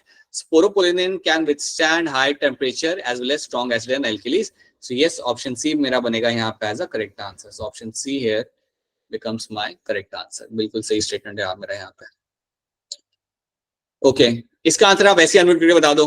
30 का आंसर यहाँ पे क्या होगा? Right. हाईली एक्सट्रीम कंडीशन में आपको मिलता है यहाँ पे स्पोरोपोलिन। मेल गैमेट, हाँ इसका आंसर आपके हैंड रेज करना पड़ेगा। Male gametes in angiosperm are formed by the division of, male gametes in angiosperm are formed by the division of, you have to raise your hand for this. Akshay Kumar बताइए। Option B, vegetative cell. Akshay Kumar, option B. Girija, क्या आप class में late आए थे या class में से आप बीच में निकल गए थे? नहीं सर, नेटवर्क इशू हो रहा था। अच्छा, काजल बताइए क्या होगा इसका आंसर? ऑप्शन है सर। ऑलराइट, ऑप्शन है। जॉश क्या लग रहा है? Sir option number A. Okay ठीक है, देन दीपिका, दीपिका बताइए। Sir option A. याद रखिए सब लोग, ऑप्शन है बेटा यहाँ पे होगा वेजिटेटिव सेल नहीं, आपका जेनेटिव सेल। याद रखना, आपके जो मेल गैमेट्स आपके बनते हैं ना, मेल गैमेट्स आपके बनते हैं आपके हमेशा जेनेटिव सेल में से। वेजिटेटिव सेल में से तो आपका पोलन ट्यूब बनेगा। सो ऑप्शन ए जो आपका यहाँ पे है, इसमें से आपके बनेंगे आपके यहाँ पे male gametes, that is why this will become a correct answer. ठीक है, so it's my generative cell. Okay, अब ये इन द एंथर वॉल आपके सामने 4 स्टेटमेंट है, आप बताइए कि कौन सी स्टेटमेंट आपके यहाँ पे सही होगी as per you. So in the anther wall you have this 4 statement. Now raise your hand to answer this quickly. Rani बताइए क्या होगा इसका answer? Option D sir. Rani जल्दबाजी में आपने बोल दिया अपना answer. Apoorva? So option C. Aljiya, आपको क्या लग रहा है? Option C sir. Option C आप लोगों का यहाँ पे सही आंसर है। Middle layer lies between the endothelium and tapetum is a correct statement. Tapetum और एंडोथेलियम के बीच में तो आपको मिलेगा आपको middle layer. So yes, option C becomes my correct answer over here. ठीक है, सो बड़े ही आसान क्वेश्चन है ये सारे। Okay, now we can have a look at this question. एक क्वेश्चन कर लेते हैं, फिर हम लोग मूव करते हैं हमारे फीमेल गैमेटोफाइट के ऊपर। ठीक है, which of the following statement is going to be correct? इसमें से कौन सा स्टेटमेंट आपको यहाँ पे करेक्ट है? हैंड रेज करना पड़ेगा, टेक योर टाइम, देख लो ध्यान से and then raise your hand. कौन सा स्टेटमेंट मेरा यहाँ पे करेक्ट रहेगा? Which of the following statement is going to be correct? So please raise your hand to answer this. Anamika Arya बताइए। Sir option C. Okay, Anamika Arya का कहना है यहाँ पे ऑप्शन सी। प्रखर क्या लग रहा है? C. Sidra? Sir option C. Right, okay, and एक और आंसर मिल लेते हैं यहाँ पे फटाफट। शिव क्या लग रहा है? Sir option C. Yes, option C आपके यहाँ पे सही आंसर है। Tapetum nourishes the developing pollen grain, that's a true statement. ये आपका बिल्कुल आप यहाँ पे सही स्टेटमेंट आपके यहाँ पे हो जाएगा। राइट, बाकी स्टेटमेंट मेरे यहाँ पे गलत है। So yes, so now let's have a look at the female reproductive system. So अभी हम समझेंगे हमारे यहाँ पे फीमेल रिप्रोडक्टिव ऑर्गन और इसमें कैसे होता है आपके यहाँ पे megasporogenesis. So female reproductive system में याद रखना, so when you see a gynoecium, when you see a carpel, so carpel will have 3 parts. You will have the upper part, that is my stigma. अच्छा एक बात बताओ, class का speed ठीक है या स्लो करना है? सर ठीक है सर। हाँ बता दो, स्लो करना हो तो बोल दिया करो कि सर थोड़ा सा स्लो हो जाओ। सो ऐसे ऐसे पूछने में बोलोगे तो कैसे चलेगा? राइट, पहले बता दिया करो। राइट, सो हाँ देखो अब यहाँ पे अभी हम बात करेंगे हमारे यहाँ पे फीमेल रिप्रोडक्टिव ऑर्गन के बारे में यहाँ पे। सो एक सेकंड रुको। सो जब आप फीमेल रिप्रोडक्टिव ऑर्गन की यहाँ पे बात करें, so will have the upper part is called as my stigma. Stigma वो जगह होती है जहां पे आपका पोलन ग्रेन आके बैठता है। So it is a landing platform. Stigma आपका वो लोकेशन है जहां पे पोलन ग्रेन आके बेसिकली आके बैठेगा। Right, that's a stigma. Then you have a long structure over here. Long structure over here is called as my style. Style लंबा सा आपका ये जो नैरो आपका स्ट्रक्चर है, यहाँ से आपका पोलन ट्यूब ट्रेवल करके जाता है आपका नीचे तक। सो आपका पोलन ट्यूब यहाँ से ट्रेवल करके आपका ओव्यूल तक आपका यहाँ पे जाएगा। ठीक है, and the lower part is called as my ovary. So lower part is called as my ovary. अब आपको याद ये रखना है कि ओवरी के अंदर ही आपको मिलेगा आपका ovule. So if I just make a ovary, let me make everything. So assume that this is my stigma have a long style. ये भी आपने देखा होगा, अगर आपने कभी फ्लावर को ओपन करके देखा है। यस सर, देखा है। देखा होगा बिल्कुल ये सर, राइट। और नहीं देखा तो आप देख सकते हो, कभी भी कोई फ्लावर को निकालो, मतलब वो फ्लावर किसी और के गार्डन का नहीं होना चाहिए। नहीं तो पता चला आप लोग जाके वहां पे लाइक 7-8 फ्लावर निकाल रहे हो और ऊपर से बोल रहे हो कि ये बायोलॉजी सर ने बोला था। हाँ, so you just take some flower, random white flower, and you can see inside you will find the ovary and you will have the presence of your ovule in that. So ovary के अंदर आपको क्या मिलेगा देखने के लिए, you will have the presence of a ovule. Okay, आपको ovule वहां पे मिलता है। तो याद रखना हमेशा, in the center you will have the ovule. This will be my ovule and this outer covering is my ovary. अब एक बात आप दिमाग में बिठा लो, आपका जो ओव्यूल होता है वो फ्यूचर में आपका बनेगा सीड। ओव्यूल जो बाद में आपका है यहाँ पे अंदर जो लगा हुआ है आपका ओव्यूल, यहाँ पे ओव्यूल ही फ्यूचर में आपका सीड बनेगा। सो ओव्यूल जो आपका होता है यही फ्यूचर में आपका सीड बनता है। So this will only turn into a seed in future, अभी नहीं, फ्यूचर में, right. Similarly you have ovary, ovary आपका फ्यूचर में आपका बनेगा आपका यहाँ पे fruit. So ovary in future will lead to a formation of a fruit. So ovary will turn into a fruit and ovary will turn into the seed. ये future में। एक तो ये बात आप यहाँ पे याद रखना, राइट। एक और बात यहाँ पे याद रख लो कि जब भी हम बात करें, अभी हम लोग बात करें फीमेल रिप्रोडक्टिव ऑर्गन की, जैसे हम वहां पे मेल पढ़ रहे थे तो हमने टर्म देखा था माइक्रोस्पोरेंजिया, हमने वहां पे टर्म देखा था हमारा वहां पे एज अ माइक्रोस्पोरेंजिया, ठीक है। अगर हम यहाँ पे हम पढ़ेंगे यहाँ पे फीमेल रिप्रोडक्टिव पार्ट, तो हम यहाँ पे एक टर्म देखेंगे मेगास्पोरेंजिया, राइट। सो याद रखना, अगर आपसे कोई पूछे ऐसे रैंडमली कि मेगास्पोरेंजियम क्या होता है एक फीमेल गायनोशियम के अंदर या फीमेल रिप्रोडक्टिव ऑर्गन के अंदर, मेगास्पोरेंजियम क्या होता है, तो आप आंखें बंद करके आंसर कह सकते हो, that's my ovule. Ovule is nothing but my megasporangium, ठीक है। ये जो ओव्यूल हमने यहाँ पे लिखा हुआ है, this ovule itself is called as my megasporangium, this is called as your megasporangium,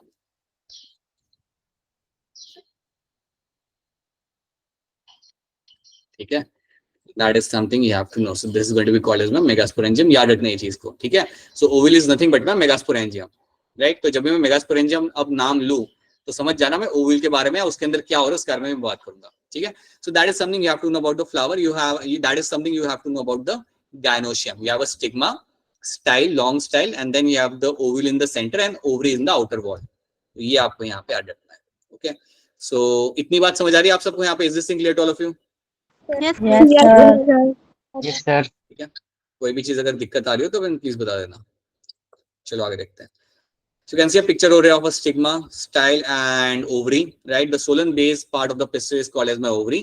और ovary के नीचे आपको यहाँ पे थैलेमस आपको मिल जाएगा। So ovary के नीचे आपको थोड़ा सा यहाँ पे जो स्ट्रक्चर आपको मिल जाए, इसके ऊपर ovary placed है, that is going to be your thalamus. ये होगा मेरे यहाँ पे थैलेमस, देखो आ गया थैलेमस, राइट। सो लैंडिंग प्लेटफॉर्म आपका रहता है stigma. Style is a long slender part जहां से आपका लाइक पोलेंटिव ट्रेवल करके आपका ओवरी तक नीचे तक जाएगा। सो इतनी बातें आपको मालूम हो जाती है, right. So inside the ovary cavity is known as a locule. So ovary के अंदर आपको लोक्यूल मिलेगा and placenta is present inside the locule from which the megasporangium ovule is arises.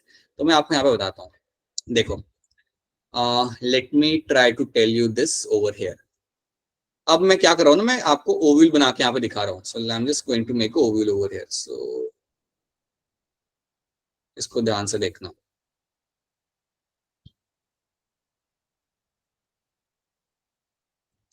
So when you make ovule, what you get to see, you will have this एक लंबा सा stock like structure ऐसा आपको ऐसा मिलेगा ovule से निकलता हुआ, right? So you have the stalk like structure coming out from the ovule, एक लॉन्ग स्ट्रक्चर, और ये लॉन्ग स्ट्रक्चर नीचे जाके अटैच कर रहा होगा ओवरी वॉल को। ओवरी वॉल पे एक आपको ऐसे बल्जिंग एरिया आपको मिलेगा, समझिए ओवरी की वॉल है, राइट। ओवरी की वॉल पे आपको एक बल्जिंग एरिया आपको यहाँ पे मिलता है। Late me make that bulging area of a different colour. आपको एक बल्जिंग एरिया आपको मिलेगा। ये जो बल्जिंग एरिया यहाँ पे मैंने बना के रखा हुआ है, थोड़ा सा जो ऊपर निकला हुआ है जो मेरे यहाँ पे एरिया है, that area over here is called as my placenta. ये है मेरा यहाँ पे placenta, this is my placenta, इस प्लेसेंटा से एक लंबा सा स्टॉक लगा हुआ है और वो स्टॉक लगा हुआ है मेरे यहाँ पे ओव्यूल के साथ. ओके, नाउ दिस लंबा सा stalk over here is called as my funicle. Right, this is my funicle over here. Okay, you have a ovary, right? Now ovary, sorry, you have a ovule over here, right? और ये जो ovule है मेरा यहाँ पे, इसकी आपको मिल जाएगी आपके यहाँ पे दो outer covering. You'll have two outer covering of this ovule will be seen. So आपकी दो outer covering आपको यहाँ पे मिल जाती है इस ovule की, right? So you'll have this two outer covering will be seen of the ovule. The outer covering of the ovule, which are two in number, outer and inner, that is called as my integument. Integument. This is called as my integument. So yaad rakhna, you have a ovule will have the outer covering. So yaad rakhna, integument is going to be the outer covering. It's going to be your outer covering.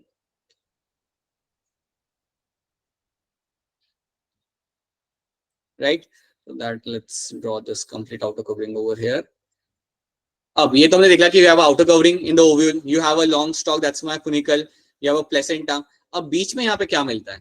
तो centre के अंदर आपको यहाँ पे मिलेंगे कुछ sales. इन centre के अंदर आपको यहाँ पे कई सारे सेल्स मिलते हैं एंड दो सेल्स इन द सेंटर, अभी उनको मैं ड्रॉ नहीं करूंगा बट याद रखना सेंटर में जो सेल्स आपको मिल जाए, दो cells are called as my nucellus. दो cells in the centre will be called as my nucellus. इतनी बातें पहले आपको यहाँ पे मालूम होनी चाहिए कि आपके ओव्यूल के अंदर आपके न्यूसेलस नाम के कई सारे आपको सेल मिल जाते हैं. आउटर कवरिंग आपके यहाँ पे तो इंटीग्यूमेंट्स की दो लेयर की आपको मिलेगी यहाँ पे. It will be made of my 2 layers. So 2 layer की आउटर कवरिंग आपको यहाँ पे मिल जाती है. फुनिकल इज अ लॉन्ग स्टॉक जो आपका कनेक्ट कर रहा है आपके ओव्यूल को प्लेसेंटा के साथ. तो आपके सामने सवाल आएगा कि कौन सा वो स्ट्रक्चर होता है जो ओव्यूल को प्लेसेंटा से जोड़ के रख रहा है या कनेक्ट कर रहा है यहाँ पे. Your answer will be my funicle.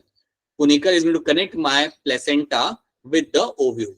Right, अब एक और बात याद रखना, देयर इज अ पॉइंट, जिस पॉइंट पे मेरा फुनिकल अटैच हो रहा है ओव्यूल के साथ, the point at which my funicle, right, बहुत बढ़िया, the point at which I am finding that my funicle is getting attached to my ovule, जिस पॉइंट पे मेरा फुनिकल ओव्यूल से अटैच हो रहा है उस पॉइंट को हम बोलते हैं यहाँ पे एज अ हिलम.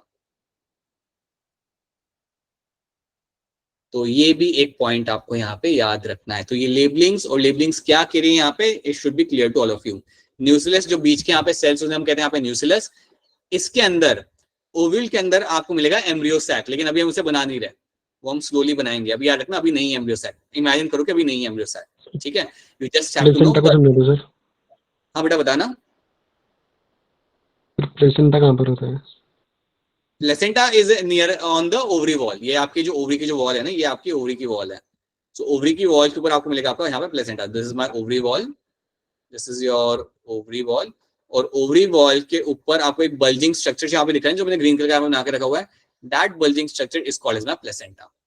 उसको हम बोलेंगे यहाँ पे प्लेसेंटा. और उस प्लेसेंटा से फिर मेरा अटैच होगा मेरे यहाँ पे फनिकल, जो मेरा अल्टीमेटली यहाँ पे अटैच होगा मेरे यहाँ पे ओव्यूल के साथ. So this bulging structure over here, this one, this area, this will be my placenta. और ये placenta मेरा बना हुआ है या लगा हुआ है मेरे यहाँ पे ovary wall के साथ, is attached with my ovary wall. So this should be clear to you. ठीक है. Now let's make something else. So ये हमने यहाँ पे देख लिया, ये यहाँ पे हमारा now we can see your basic labeling हमें यहाँ पे हमारी मिल चुकी है. We have a hilum, we have a nucellus, we have an integument, we have a funicle, we have a placenta. Right, अब इसको हम थोड़ा और देखते हैं. अब यहाँ पे आपको एक ओपनिंग दिख रही है. You can C a opening in the ovule, नीचे वाली ओपनिंग. इस ओपनिंग को आप यहाँ पे बोलोगे as a micropyle. Right, Micropail. इस ओपनिंग को हम बोलेंगे यहाँ पे एज अ Micropail. बिल्कुल सही. This opening over here is called as my micropyle.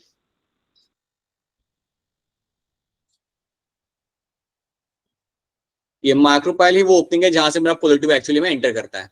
और माइक्रोपाइल जहां पे होगा उसके अपोजिट एंड पे जो आपको मिलेगा, जो अपोजिट एंड आपका होगा, उस अपोजिट एंड को हम बोलेंगे यहाँ पे as a chalazal and.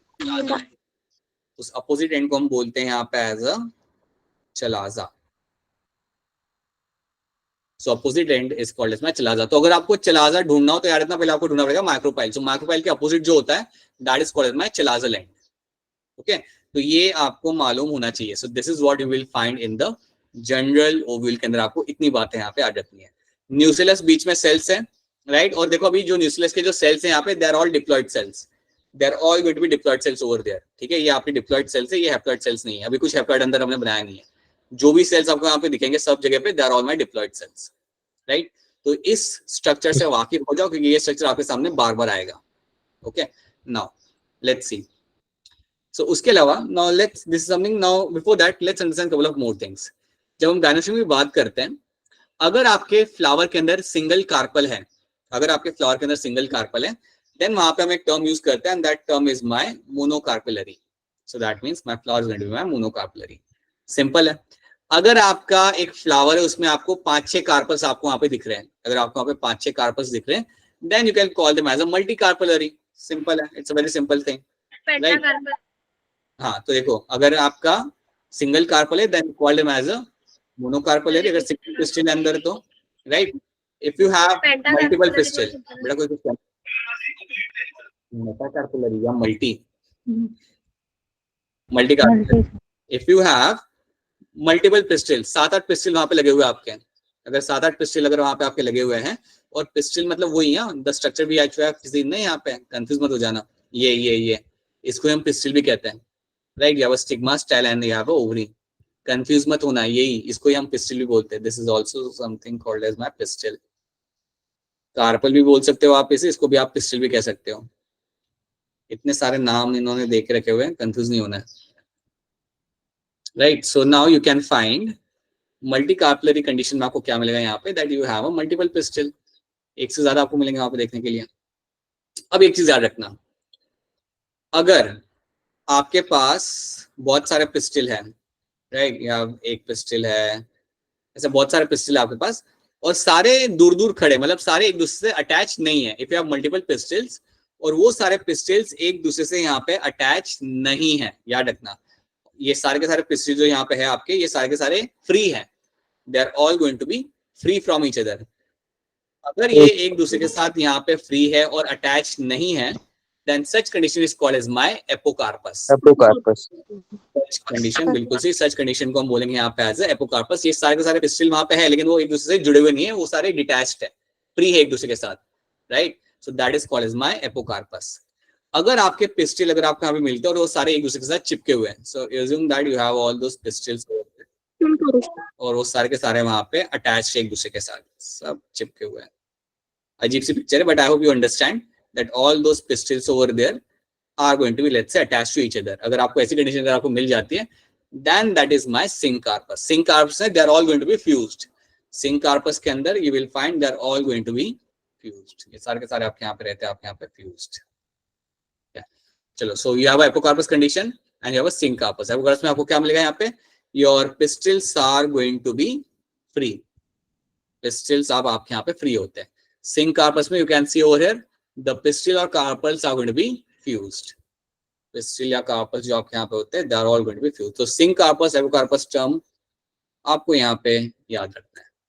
Now, यहाँ पे एग्जांपल आपके सामने syncarpus का एग्जांपल है आपके यहाँ पे पेपेवर, NSAID का एग्जांपल है, याद रखना है आपको यहाँ पे, और epocarpus का एग्जांपल आपके यहाँ पे मिशेलिया। So that is going to be the other example of my epocarpus। यहाँ पे आपके सारे पिस्टिल आपके यहाँ पे रहेंगे चिपके हुए। आई एम वेरी श्योर आप में से किसी ने भी ये प्लांट देखे नहीं होंगे रियल लाइफ के अंदर, so we have to remember this picture, right. We have to know this picture over here and we have to remember this picture as an example of my NCERT. NEET में तो यही picture आएगी, ये example आएंगे। Okay, then अब हम देखते हैं यहाँ पे ओव्यूल्स के अलग अलग टाइप्स। अब याद रखना, ओव्यूल्स के टाइप जो हम यहाँ पे देख रहे हैं, ये आपको डिटेल में नहीं सीखना, ये आपका एनसीईआरटी का पार्ट नहीं है। So we just have to know few things over here. अगर आपसे कोई पूछता है कि ओव्यूल, तो आप जानते हो कि ओव्यूल के अंदर आपको क्या क्या मिलेगा देखने के लिए। ओव्यूल आपका फ्यूचर में सीड बनेगा। ओव्यूल को हम इवन बोलते हैं यहाँ पे एज अ मेगास्पोरेंजियम। अगर आपसे पूछता है कोई कि ओव्यूल किस टाइप का मिलता है आपके एंजियोस्पर्म के अंदर, then your answer should be my anatropous. हाँ जी, आपको जो ओव्यूल मिलेगा आपके एंजियोस्पर्म के अंदर, जनरली देखने के लिए majority of the angiosperm will have anatropous of my ovule, right. मैं ये नहीं कह रहा कि सबके अंदर मिल रहा है, but majority of the angiosperm will have the anatropous type of my ovule। So anatropous को हम इवन यहाँ पे बोलते हैं, एक और टर्म इसके लिए यूज करते हैं इन्वर्टेड। So anatropous हम यहाँ पे टर्म तो यूज कर सकते हैं, बट उसके साथ साथ we also use a term anatropous के साथ इन्वर्टेड भी हम यहाँ पे टर्म ये लगा देते हैं, बिकॉज आप देख सकते हैं यहाँ पे that my macropyle is facing in a downward direction। macropyle मेरा नीचे की तरफ यहाँ पे देख रहा है और उसके अपोजिट है मेरे यहाँ पे chalazal end, right? So anatropous and know that this going to be inverted, ठीक है? बाकी आपके सामने पिक्चर है यहाँ पे कई अलग अलग ओव्यूल्स की, यहाँ पे या वह हेमी एनाट्रोपस जहाँ पे it is right angle to the funicle के साथ राइट एंगल में ये लगा हुआ है, राइट? ऑर्थोट्रोपस में बिल्कुल पैरेलल है, लाइक बिल्कुल like it is like upright है, ये पैरेलल नहीं कहूंगा, अपराइट है, ये बिल्कुल सीधा है। सो ऑर्थोट्रोपस के बारे में इतना याद रख सकते हो कि ऑर्थोट्रोपस ओव्यूल आपको मिलेगा आपके जिम्नोस्पर्म के अंदर। ऑर्थोट्रोपस ओव्यूल आपको मिलता है देखने के लिए आपके जिम्नोस्पर्म के अंदर। अगर आप हिमाचल उत्तराखंड से तो आपने जिम्नोस्पर्म देखे होंगे, तो उनके ओव्यूल के अंदर आपको ऐसा मिलेगा, ठीक है? बाकी angiosperms majority of them will have the anatropous of my ovule which is going to be inverted. Okay, so now let's try to see the structure of ovule. अब मैं यहाँ पे पिक्चर आपकी एनसीईआरटी की आपके सामने यहाँ पे रखी हुई है, आप मेरी मदद करोगे इसको लेबल करने के लिए। So now you are going to help me out in labeling this picture. तो पहले बताओ कि ये जो ओपनिंग है मेरी यहाँ पे, ये जो ओपनिंग है, इस ओपनिंग को हम यहाँ पे क्या बोलेंगे? ये आपने बोल दिया सही यहाँ पे, दैट्स माय माइक्रोपाइल। ओके, ठीक है। ये जो लंबा सा स्टॉक था जो अभी आधा सा मैं यहाँ पे दिख रहा है, ये लंबा सा स्टॉक जो मेरा यहाँ पे, उस स्टॉक में क्या लेंगे? निकल, दैट इज माय फुनिकल, ठीक है? Alright, okay. जो ट्रांजिशन जहाँ पे मेरा फुनिकल अटैच कर रहा है मेरे यहाँ पे ओव्यूल के साथ, उस जोन को हम यहाँ पे क्या बोलेंगे? ठीक है, hilum hilum, that's true. Okay, then आपकी जो आउटर वॉल है यहाँ पे, जो आउटर वॉल आपको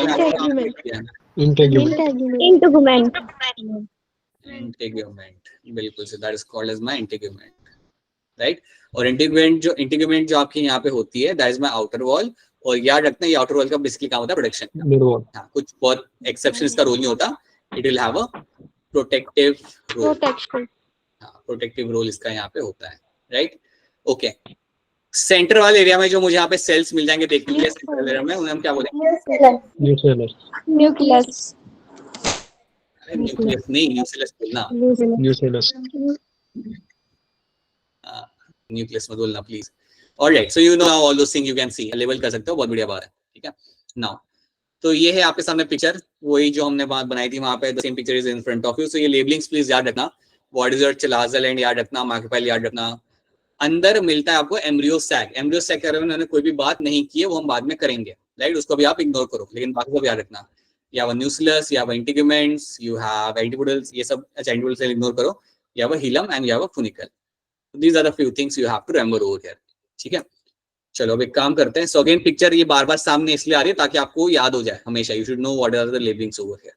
now these are the statements हम लोग बाद में आराम से देख सकते हैं। I think you can see we have gone through all the things. एक बार आप खुद से इसको देख लेना, what are the statements over here, we have already seen what are the statements.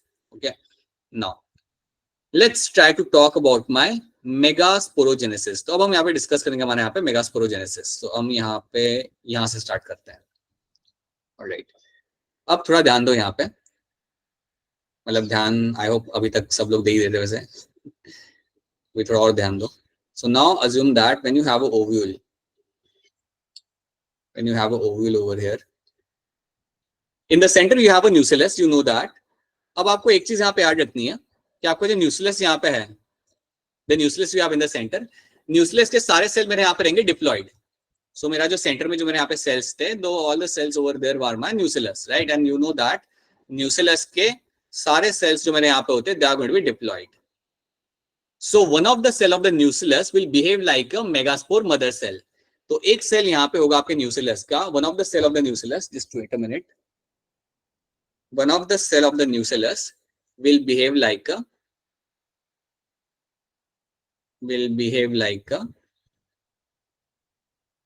megaspore mother cell. Megaspore mother cell. तो ये बात याद रखना कि न्यूक्लियस में से एक सेल होगा जो आपका थोड़ा एनलार्ज होगा साइज के अंदर, और ये जनरली जो ये सेल होता है वो माइक्रोपाइल रीजन के पास होता है। Okay, the cell near by the micropyle region will behave like a megaspore mother cell, it will behave like a MMC, that's my megaspore mother cell. और मेगास्पोर मदर सेल आप जानते हो, चाहे megaspore हो या माइक्रोस्पोर मदर सेल हो, सबके सब आपके रहेंगे यहाँ पे diploid, all of them are going to be diploid, right. अब यहाँ पे क्या होगा, ये जो सेल आपके पास है, ये जो मेगास्पोर मदर सेल है, so it is one of the cell of the nucleus, it is one of the cell of the nucleus. ये जो सेल आपके सामने हमने बना के रखा हुआ है, ये सेल मेरा यहाँ पे करेगा मियोसिस।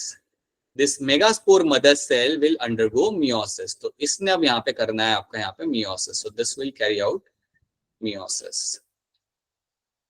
अब ये जैसी आपका करेगा यहाँ पे मियोसिस, तो क्या मिलेगा मुझे यहाँ पे? 4 haploid. 4 haploid cells. बिल्कुल, जैसे आप यहाँ पे मियोसिस लगा रहे हो, जैसे आप यहाँ पे मियोसिस कर रहे हो, आपको यहाँ पे मिलेगा, आपके यहाँ पे 4 हैप्लॉइड सेल्स आपको यहाँ मिल जाएंगे। बेसिकली मुझे मिलेंगे मेरे यहाँ पे 4 हैप्लॉइड सेल्स। जो 4 हैप्लॉइड सेल्स मुझे यहाँ पे मिलते हैं, जिनका कलर बदल चुका है, दे आर माय मेगास्पोर। तो जैसे मैं यहाँ पे मियोसिस करता हूँ, I will get to see my 4 haploid cells are been formed and these 4 haploid cells are nothing but my megaspore। तो मुझे इस तरीके से मेरे यहाँ पे मेगास्पोर बन के मुझे यहाँ पे मिल जाते हैं। So you will find megaspores are been formed. जैसे आपके माइक्रोस्पोर बन रहे थे, वैसे आपके यहाँ पे मेगास्पोर्स आपके यहाँ पे बन चुके हैं, राइट। अब यहाँ पे पता है क्या होगा, मेगास्पोर आपके यहाँ पे बन चुका है, लेकिन आपके 4 मेगास्पोर आपके यहाँ पे बन चुके हैं। इन चारों में से 3 of the megaspore will undergo degeneration। इन चारों में से, yes, इन चारों में से 3 मेगास्पोर जो मेरे यहाँ पे होंगे, they will undergo degeneration। they will degenerate। इनकी हो जाएगी यहाँ पे डेथ, इनका कोई काम नहीं होता, याद रखना। 3 की यहाँ पे हो जाएगी डेथ, सिर्फ एक ही आपका यहाँ पे सर्वाइव करेगा। तो याद रखनी आपको बात यहाँ पे क्लियरली, कि आपका जब यहाँ पे आपका मियोसिस किया, मियोसिस आपने यहाँ पे किया और आपने बनाया आपके यहाँ पे 4 मेगास्पोर, उन चारों में से 3 की हो जाएगी वहां पे डेथ और एक आपका यहाँ पे सरवाइव कर जाएगा। जो मेरे यहाँ पे सरवाइव कर रहा है वो सिर्फ एक ही है, and that becomes my functional megaspore. So this is my megaspore जो यहाँ पे बच गया, बाकी 3 की वहां पे हो गई डेथ। अब आपको मैं डायरेक्टली एक बात बता रहा हूँ, जिसको हम बाद में आराम से सीखेंगे, बट अभी आप डायरेक्टली एक बात याद रखना कि ये जो मेगास्पोर जो बच गया ना यहाँ पे, this megaspore will form the embryo sac. ये जो मेगास्पोर होता है, यही मुझे बना के देगा मेरा यहाँ पे एम्ब्रियो सैक। कैसे बनाएगा वो भी हम देखते हैं, but this megaspore is the one जो आपको बना के देगा आपका यहाँ पे एम्ब्रियो सैक। यही होता है वो। बेटा बताइए क्या सवाल है आपका, बोलिए तमनप्रीत, बताइए। सर जो एक फंक्शनल होता है वो माइक्रोपाइलर एंड वाला होता है या लार्जर एंड वाला होता है? हाँ, that is something will have a look later, ठीक है। सो पहले आप याद रखना कि आपको सर्वाइव करके एम्ब्रियो सैक बनाएगा। जब एम्ब्रियो सैक बन जाएगा ना, then I will tell you that why it is there in a certain location, उसका वहां पे एडवांटेज क्या होता है उसका वहां पे रहने का, वो हम बाद में देखेंगे। बट अब याद रखना ये आपको megaspore, and this megaspore is something which will form the embryo sac here, ठीक है। ये भी हमने डायरेक्टली बता दिया कि एम्ब्रियो सैक यहाँ पे वो बना रहा है। अभी हम सीखेंगे कि एम्ब्रियो सैक बनता कैसे है। हाँ जी बेटा सिद्धरा बताइए। सर स्क्रीन विजिबल नहीं है। अरे स्क्रीन दिख रही, क्या बात है, क्या बात है, स्क्रीन दिख रही। क्या सबको मेरी स्क्रीन दिख रही है, किसी को भी नहीं दिख रही? सर दिखाई दे रही है। चेक करते हैं। सर अब दिख रही है। अच्छा, वैसे क्या बना रहा था मैं यहाँ पे? सांप। Right, it is a snake. जो स्नेक जैसा दिख तो नहीं रहा ज्यादा, लेकिन हाँ दिख रहा है, मतलब स्क्रीन दिख रही है आप सबको। ओके सिद्धरा, दिख रही है स्क्रीन, नहीं दिख रही?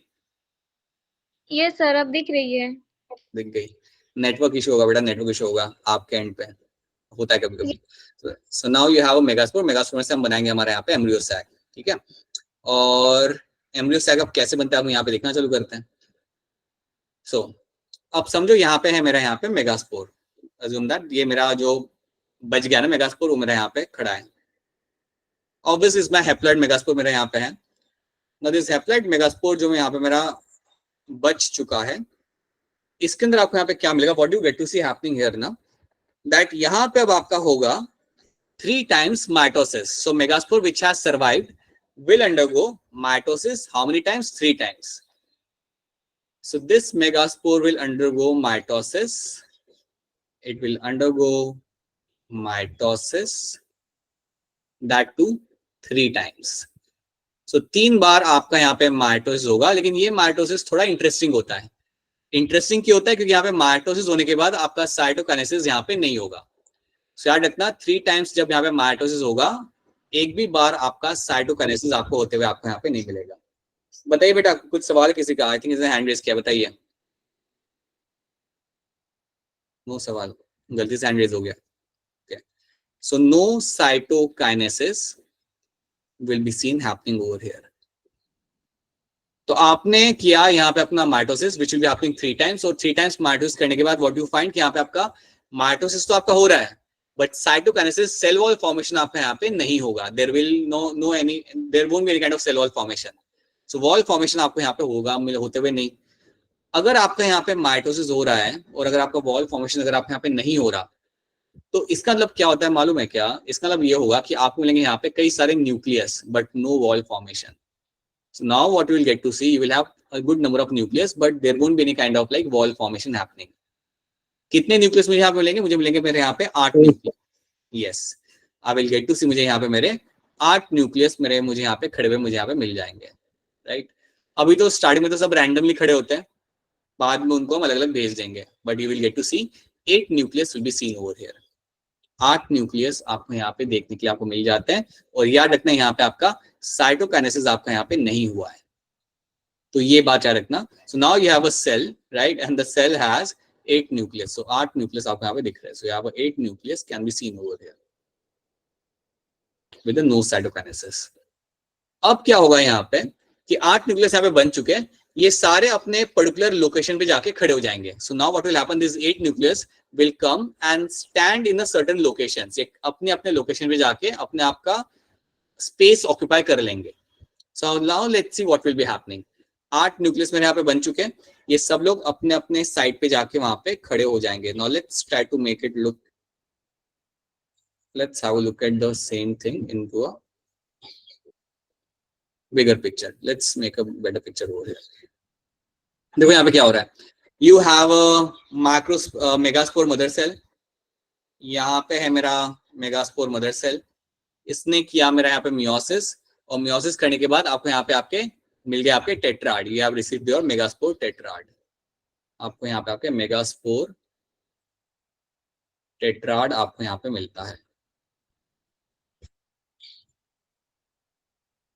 राइट। टेट्राड में से आप जानते हो कि आपके 4 में से 3 की आपकी डेथ हो जाएगी, that is something you will find happening, ये बात आप यहाँ पे जानते हो। और ये भी याद रखना कि यहाँ पे आप, हाँ बेटा बताइए।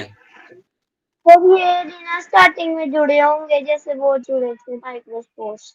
हाँ, बट क्योंकि डीजेनरेट हो जाते हैं तो उसके बाद अल्टीमेटली जो एक बचता है वो आपका फ्री हो जाता है। ओके, सो इसमें कोई फ्री करने के लिए हमें किसी कैलेज एंजाइम की जरूरत नहीं पड़ती, ये वैसे ही फ्री हो जाता है, because 3 of them will undergo degeneration. ठीक है, तो मियोसिस 1 किया, मियोसिस 2 किया, और मुझे यहाँ पे मेरे 4 सेल मुझे यहाँ पे मेरे मिल गए। Now after you receive the 4 cells, so now you can see over here आपके यहाँ पे 8 न्यूक्लिएट, अब यहाँ पे आपके 3 बार माइटोसिस आपका यहाँ पे हो चुका है। This is the outcome of 3 time mitosis. देखो यहाँ पे क्या हो रहा है, यहाँ पे आपका हो रहा है 3 times mitosis with no cytokinesis. ये सवाल पूछा जाता है, इसलिए याद रखना, you will find 3 times mitosis will happen and there will be no cytokinesis, there will be no cytokinesis. जब ऐसा होगा तो आपको कुछ ऐसी पिक्चर आपके सामने आपको आ जाएगी।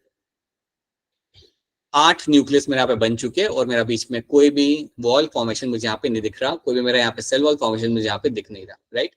बाद में क्या होता है, will have a look at that. अब यहाँ से हम इस स्टेज पे आएंगे जब वो अपने आप को अरेंज करने लगते हैं एक दूसरे को सही तरीके से। Now will have a look at that कि अरेंजमेंट आपके यहाँ पे कैसे हो रहा है। ठीक है, तो यहाँ तक पहले बताओ कि यहाँ तक सब चीजें आपको समझ आ रही है? Yes, yes sir.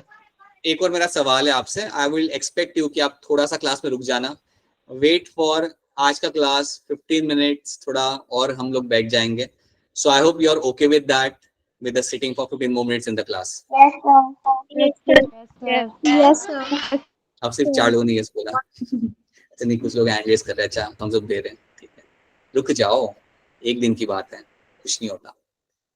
ऑलराइट, ठीक है, so that is something now we have seen. हमारे यहाँ पे 3 टाइम्स माइटोसिस में हुआ with no cytokinesis has taken place over here. अब एक काम करते हैं, इसको हम थोड़ा सा अब अच्छे तरीके से यहाँ पे देखते हैं। ये तो हमने यहाँ पे देख लिया। नाउ लेट मी फाइंड खाली स्पेस। या अब देखो यहाँ पे होता है कि अब मेरे जो न्यूक्लियर थे ना वहाँ पे, अपने आप को वहाँ पे करेंगे arrange. So now let's try to see that. So what you will get to see, now let me make a complete ovule again. Just wait a minute.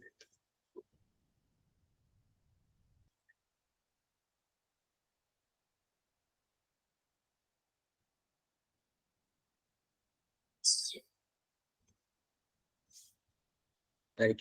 Now in the ovule you have this one large cell over here, right, which is nothing but your, will become a part of mammary sac now, right? Okay, अब यहाँ पे आपको क्या मिलेगा देखने के लिए, what you will get to see, you will have 3 cells. अच्छा, just wait a bit, हम पहले डायरेक्टली बनाते हैं.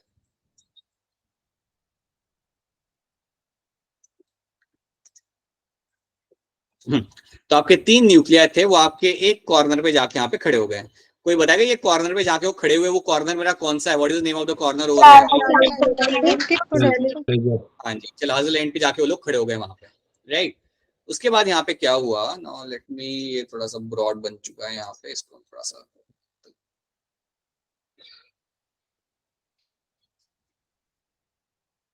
yeah. So now this is my macropyle end over here. Okay, 3 nuclei मेरे यहाँ पे macropyle end यहाँ पे मिल जाएंगे. So 2 तो मैं बनाऊंगा यहाँ पे ब्लू कलर के बना दूंगा मैं यहाँ पे, राइट, और एक बनाऊंगा मैं यहाँ पे दूसरे कलर का. So one I will make of a different color. कौन से कलर का बनाए? ग्रीन बनाते हैं. So one will be my of a different color.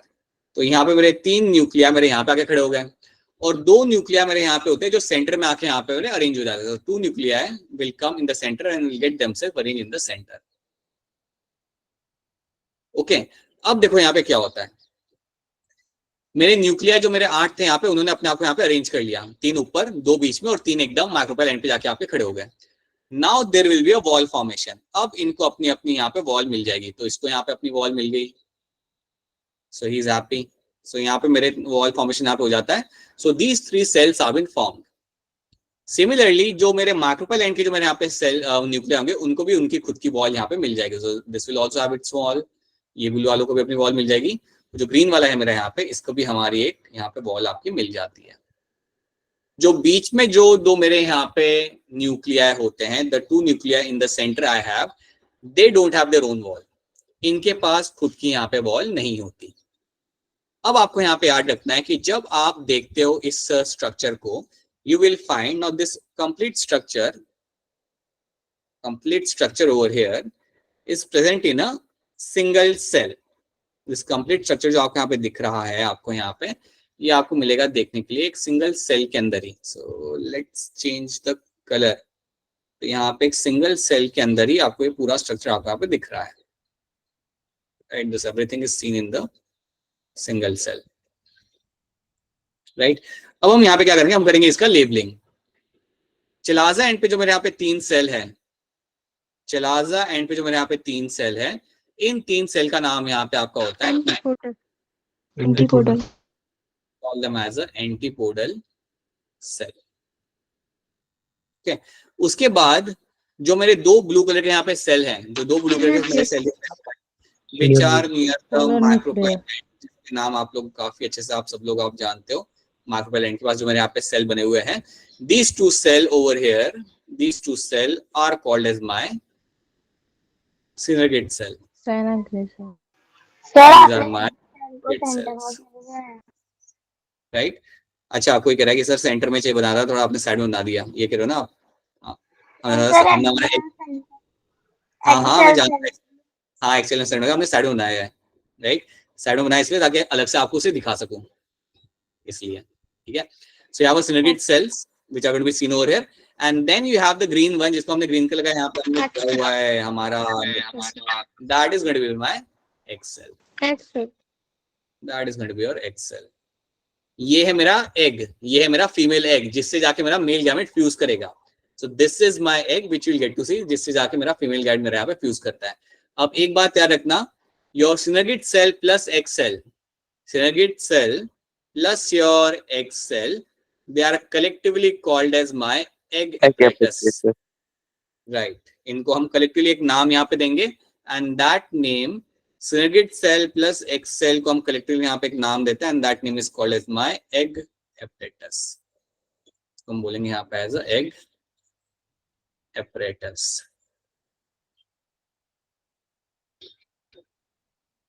Right?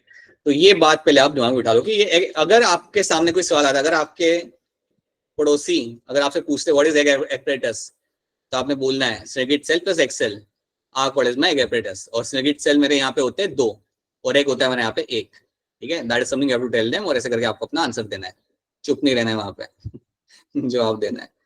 Now the next thing what you have to know here is, अगली चीज आप जो को यहाँ पे जो याद रखनी है वो ये है कि आपके जो सिनेगेट सेल्स हैं उनके आसपास आपको मिलेगा फिंगर लाइक प्रोजेक्शन, इनके ऊपर या इनके आसपास आई विल फाइंड एक फिंगर लाइक प्रोजेक्शन आपको यहाँ मिल जाएगा। So some finger like projection will seen in my synergid cell के आसपास, and that finger like projection is called as my filiform apparatus.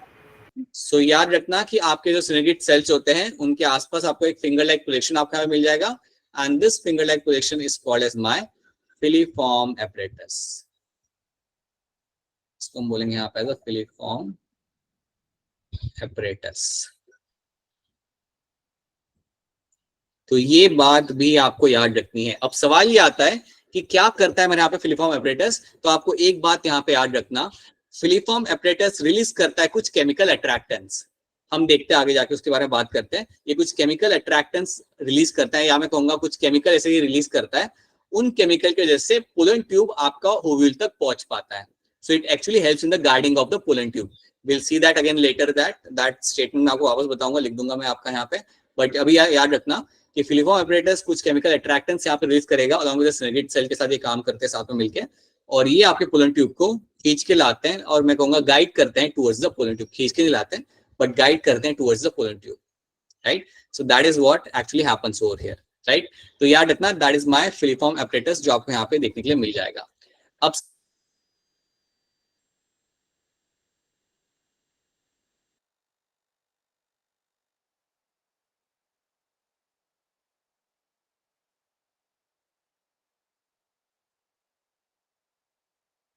Sir आवाज नहीं आ रही। सर वॉइस नहीं आ रही। वॉइस नहीं आ रही। हाँ जी क्लास 2 मिनट रुकिएगा, आई थिंक आपको मेरी स्क्रीन नहीं दिख रही। Yes sir. Yes sir. एक सेकेंड, यस सर। आप लोगों को मेरी आवाज आ रही है? Yes sir. मेरी screen we have some issue. Just wait a minute.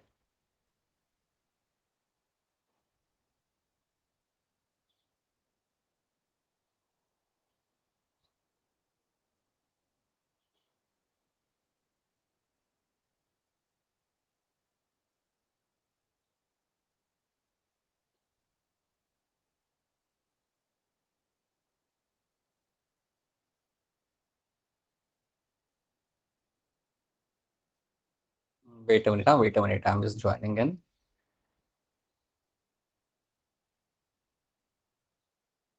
तब तक डिस्कस करो about female gametophyte in the chat.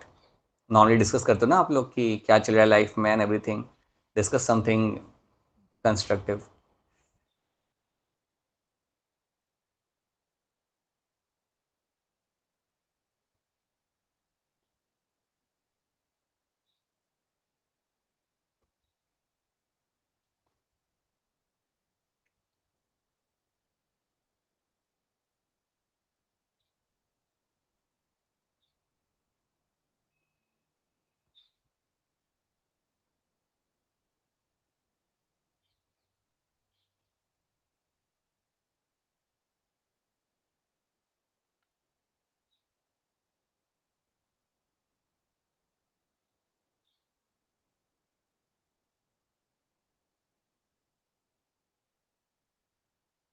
All right, so Vival, there has been an issue with my system right now. It is going to it is updating itself all by itself.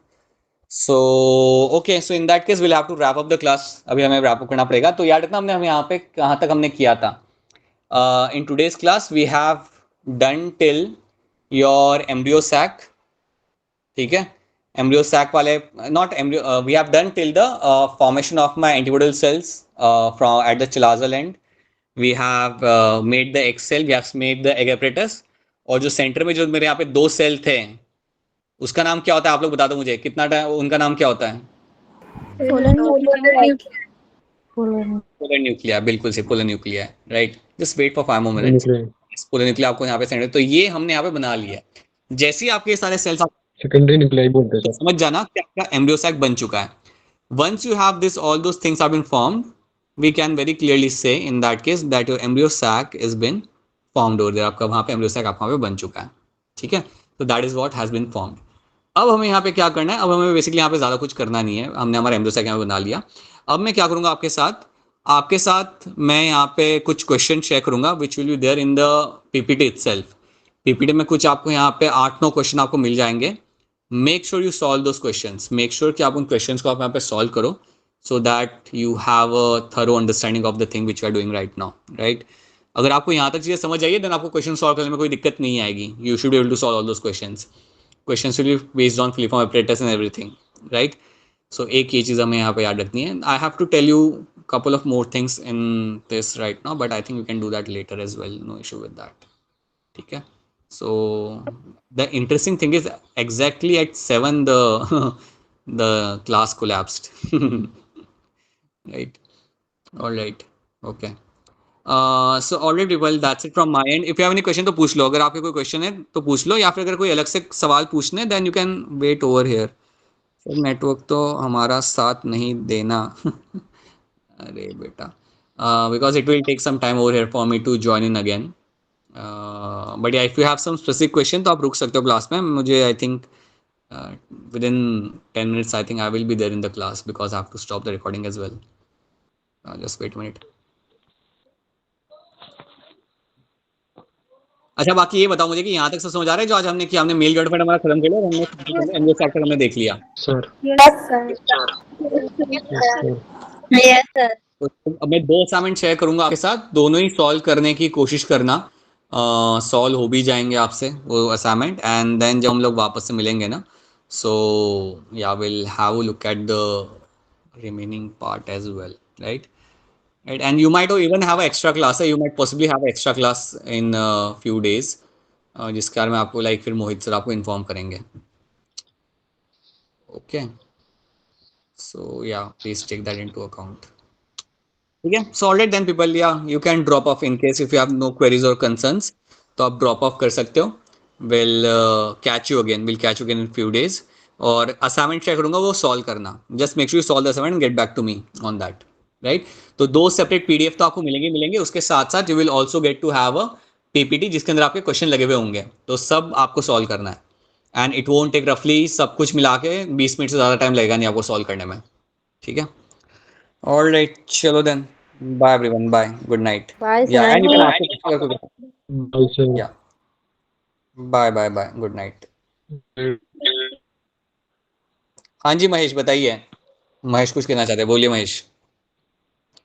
या Aniruddh, thank you. Good night sir. अच्छा okay, good night, alright, okay, good night, bye, good night. हाँ जी जानवी बताइए, कुछ कहना चाहते हैं आप? बाय। सर आपने फिलिफॉर्म एपेरेटस प्लस एनर्जी के बारे में कुछ बताया था ना? हाँ, तो फिलिफॉर्म एपरेटस के बारे में मैंने आपको ये बताया था कि आपका जो फिलिफॉर्म एपरेटस होता है उसका बेसिकली काम ये होता है कि वो कुछ केमिकल अट्रैक्टेंट्स रिलीज करता है, कुछ केमिकल रिलीज करता है वो, जो एक्चुअली हेल्प करता है आपके पोलन ट्यूब को ओवल तक लाने के लिए। सो पोलन ट्यूब को गाइड करने में वो आपकी मदद करता है। So filiform apparatus is basically known for guiding of pollen tube. So pollen tube की गाइडिंग में वो आपकी करेगा आपकी यहाँ पे मदद, वो काम होता है आपके फिलिफॉर्म एपरेटस का, राइट। ये ऐसा समझ लो कि वो एक टाइप का कुछ ऐसे कोई smell, I won't say smell, but ऐसा मैं एक एग्जांपल दे सकता हूँ कि समझो कोई एनिमल स्मेल की तरफ जाता है ना, तो वैसे ही यहाँ पे कुछ केमिकल अट्रैक्टेंट रिलीज करता है वो, जिसके तरफ पोलन ट्यूब फिर गाइड करके आपका आता है। So that is what it does, ठीक है। Sir, thank you sir. Bye. हाँ जी Saurabh, bye, good night. Yeah Archana, good night, bye Rani, bye. कोई सवाल हो तो आप पूछ सकते हो। इफ यू हैव नो सवाल then go like read NCERT and then relax, have fun, and then again start solving questions. चलो बाय अर्जुदा, बाय। सर बताइए। सर जब मेगाफोर्स के टाइम ना मियोसिस होती है तो 4 सेल बनते हैं, तो 3 डिजेनरेट हो जाते हैं, वो क्यों होते हैं? Because see now it is a evolutionary requirement. ये इसलिए है बेटा क्योंकि अगर आपके चारों के चारों अगर मेगास्पोर अगर आपके रह जाते हैं और अगर चारों के चारों मेगास्पोर अगर आपके अलग अलग एम्ब्रियोसैक बनाते हैं, आप देख सकते हो कि एक मेगास्पोर आपका पूरा एम्ब्रियोसैक पूरा बना लेता है, राइट। अब होता क्या ना बेटा कि आपका कुछ होते हैं प्लांट जिसके अंदर you will find more than 1 megaspore survives और वो बनाता है आपका पूरा एम्ब्रियोसैक। बट होता है ये जनरली देखने के लिए आपको ये मिलता है कि majority of the plants can not sustain 4 embryo sac. आप 4 एम्ब्रियोसैक को आप वहां पे रख नहीं सकते, बना के रख नहीं सकते। क्यों? सस्टेनेबल वो नहीं होता, आप इतना एनर्जी उनके अंदर आप स्पेंड नहीं कर सकते। That is why in majority of the angiosperms what you will find कि जब आपके 4 मेगास्पोर बनते हैं, 3 को आप करते हो डीजनरेट, क्योंकि एक आपके लिए इनफ होता है आपके रिक्वायरमेंट फुलफिल करने के लिए, और उस एक को यूज करके you make a complete 1 embryo sac, right. अब आप सोचो दीक्षा कि अगर आपने चारों अगर आपके सर्वाइव करते हैं, अगर आप 4 एम्ब्रियोसैक बनाते हो, मतलब हर एक के पास एक एग होगा, हर एक एग बनाएगा आपका अल्टीमेटली आपका सीड फॉर्मेशन, अल्टीमेटली एम्ब्रियो बनेगा फिर वो सीड बन जाएगा। तो कई बार प्लांट इतने सीड को सस्टेन नहीं कर सकता, right. So that is why you cannot have such kind of condition in all the plants. Majority of the plants will, that's why we'll always have only 1 megaspore surviving, which is very common, and then वो आपको वहाँ पे embryo sac, ठीक है। Sustenance की बात आती है यहाँ पे, इसलिए that is the reason, right? Okay, sir. But yeah, you will find number of plants will have like multiple embryo sacs in them form, but again that differs from species to species. Yeah. All right. Any other questions? Josh, Anirudh, और कोई question? Nothing. All right. Arshada, Abu आप है वहां पे? आवाज आ रही है आपको मेरी? Abu is not there. All right. Varsha, क्या आप है वहां पे? आपको मेरी आवाज आ रही है? वर्षा is also not there. All right. Okay. चलो. Bye everyone. Bye. Good night. Catch you again after Thank some. you, sir. Bye. Okay. Bye. Bye. Bye. Good night.